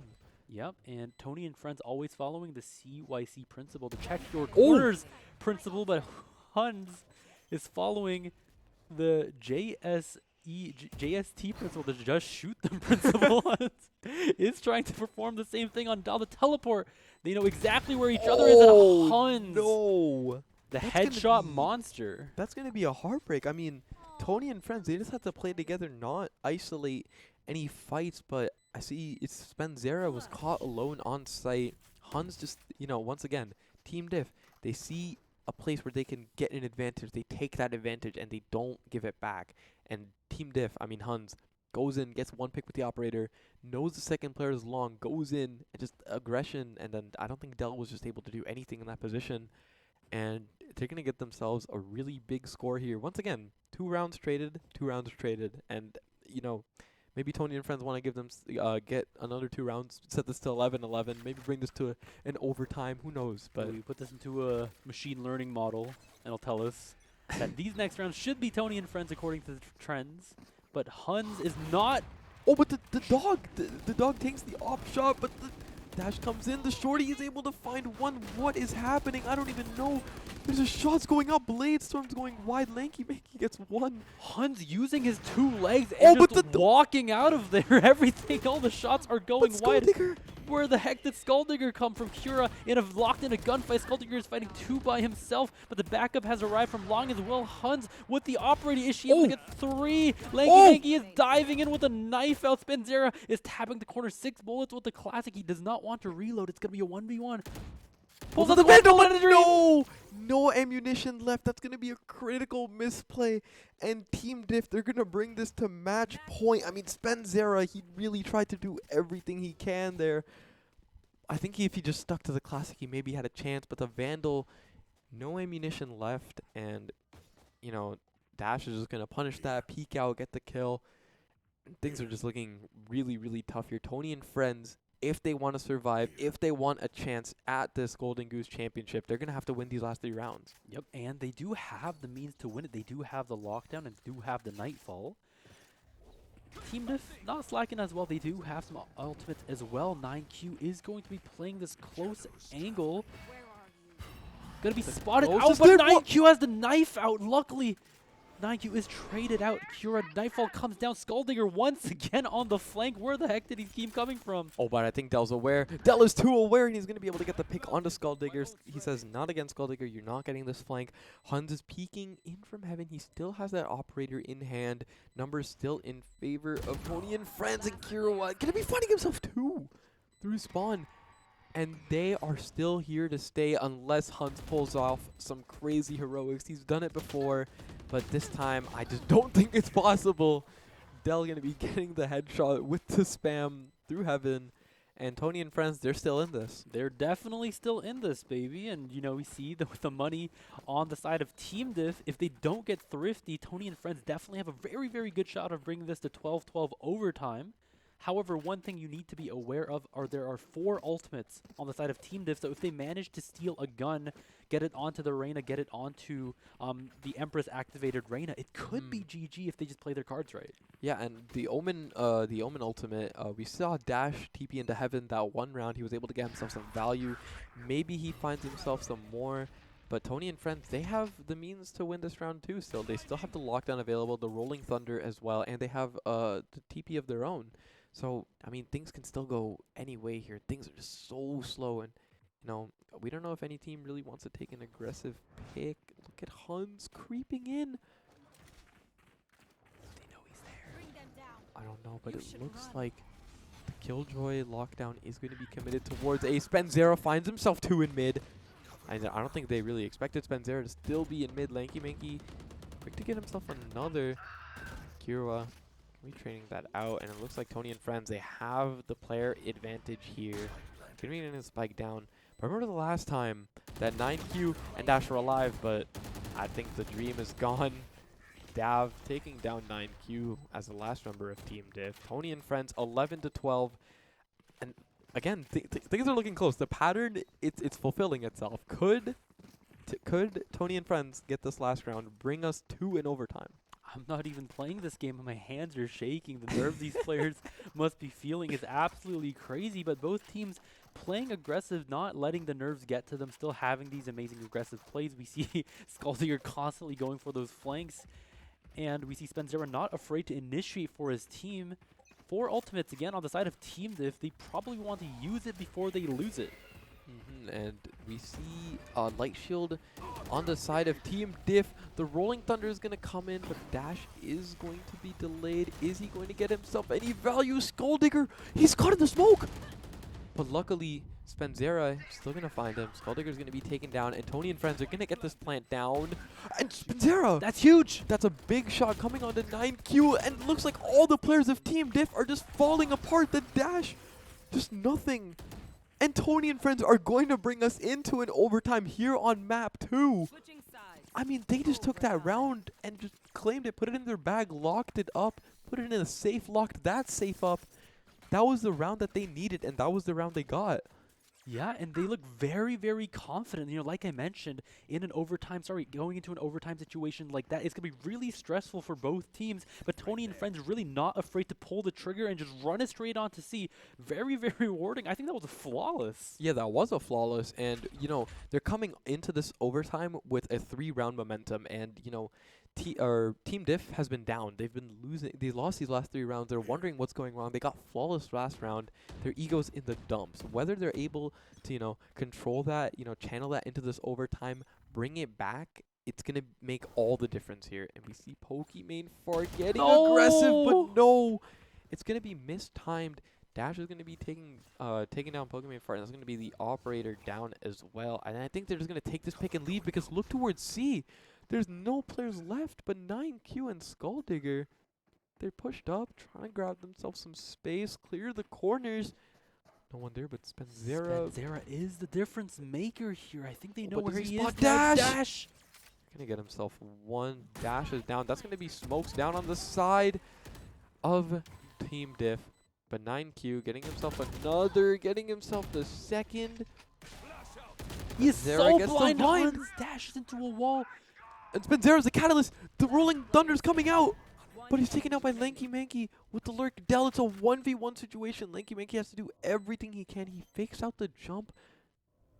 And Lanky Manky, it's all up to him now. The spike is being Oh! stuck, and Dell manages to pull out the 1v1 victory. It looked really good for Team Diff, but the name of the player of that round is Spenzera. Spenzera gets himself 3, finds success in mid. The smokes were taken down first. I think that was like really crucial. I mean, Dash on smokes. Dash has been just destroying Tony and friends, you know, with the smokes, his utility, his gunfire, and seeing him taken down that early in the round is really heartbreaking. And you know, Tony and friends, they take all the advantage they can. Spenzera getting himself 3 off the round, and it's gonna be all up to Team Diff whether they want to go into a map 3, whether they want to end this right now. You know, say that we're not out just yet. But yeah, we're gonna see some slow playing coming in from Tony and friends. They're playing control. They don't want to go aggressive C like they did in their previous rounds. We hear a lot of gunfire, but there's not actually too many actual engages. A little bit of scouting action going on from both teams. Tony and friends sending many to A side now. Maybe this is going to be a mid or A take. Spike is being passed around like a hot potato between the members. We'll have to see what happens. And there's a lot of control from Team Diff on their sites. They have a player on C, one in garage. It looks like they're leaning towards A, and it's all up to Lanky Manky on B. Tripwire is going to be taken down. Pokemon Fart is going to be able to get onto site, get a plant down, but this plant is not going to be in the greatest position. He's able to get out, and Hans comes in, and there's not a lot of utility for this post plant. There's the smokes coming in. Hans going to be able to get the first, gets himself a second. Gonna get concussed, but no, the swarm grenade is going to be taking him down, but there's nobody to deny the defuse. Yeah, and all that chaos, Team Diff just sticks out the bomb, the killjoy grenades, the shots were flying everywhere, there were smokes covering every aspect of that site, and Team Diff taking full advantage of that chaos and pressing 4 on the spike. Yeah, I mean, there was just, I think, really big miscommunication there from Pokemon Far. I think his team wanted him to plant in the front of B, but he was unable to, and then he planted towards the spawn. There was no utility there. There's almost nothing that Tony and friends could have done, so we're going to be going into another overtime. We're going to see if Tony and friends have success on the defense like they have previously. Dav's going to be spotted out, and the fast execute comes in on B. But Dav's pushing through the smoke, going to be able to take down Hans. Dash looking for another, not going to find one. Dell quick to take him down, and just trades after trades are going down. 9Q from backside. It's all up to Pokemon Fart, but Spike is down. It's going to be really tough now for Pokemon Fart as both these players are here. He's going to be spotted out by the camera. Maybe gets spotted. Oh, but no. Lanky Manky taking down Pokemon Fart, and that camera makes all the difference. Spotting him out and getting themselves the spike back, getting themselves the pick. Match point now. Does Team Diff close it out, or are we going to have another overtime? Yeah, and the thing is, Tony and friends are on this attack, and it looks like they're congregating towards C, which is what got them to this overtime in the first place. They just did a flawless C rush, and I think they're trying to replicate their success. The Cypher setup is in B and Garage. It's going to be Omen and Sky towards C, and it all depends on them. If Omen can hold the site for a millisecond longer, I think Team Diff have a chance at taking the game here. Pokemon Fart. Dash is going to be spotted out. They're also going to spot 9Q. The dash coming in back sight, but no, the spray's not going to connect Hans. It's going to be taking down Pokemon Fart, and trades after trades are going down. Kurawa, Dell, Kurawa again. And all the players of C are taking out, but Skulldigger's on the flank.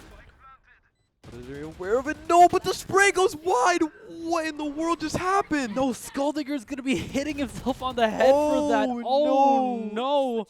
Team Diff right there. The round was right there. But they just couldn't grab it. Slips out of their grasp. Skulldigger. I thought that TP was going to make all the difference. Dash was able to get away, and Pokemon Fart wasn't able to take him down.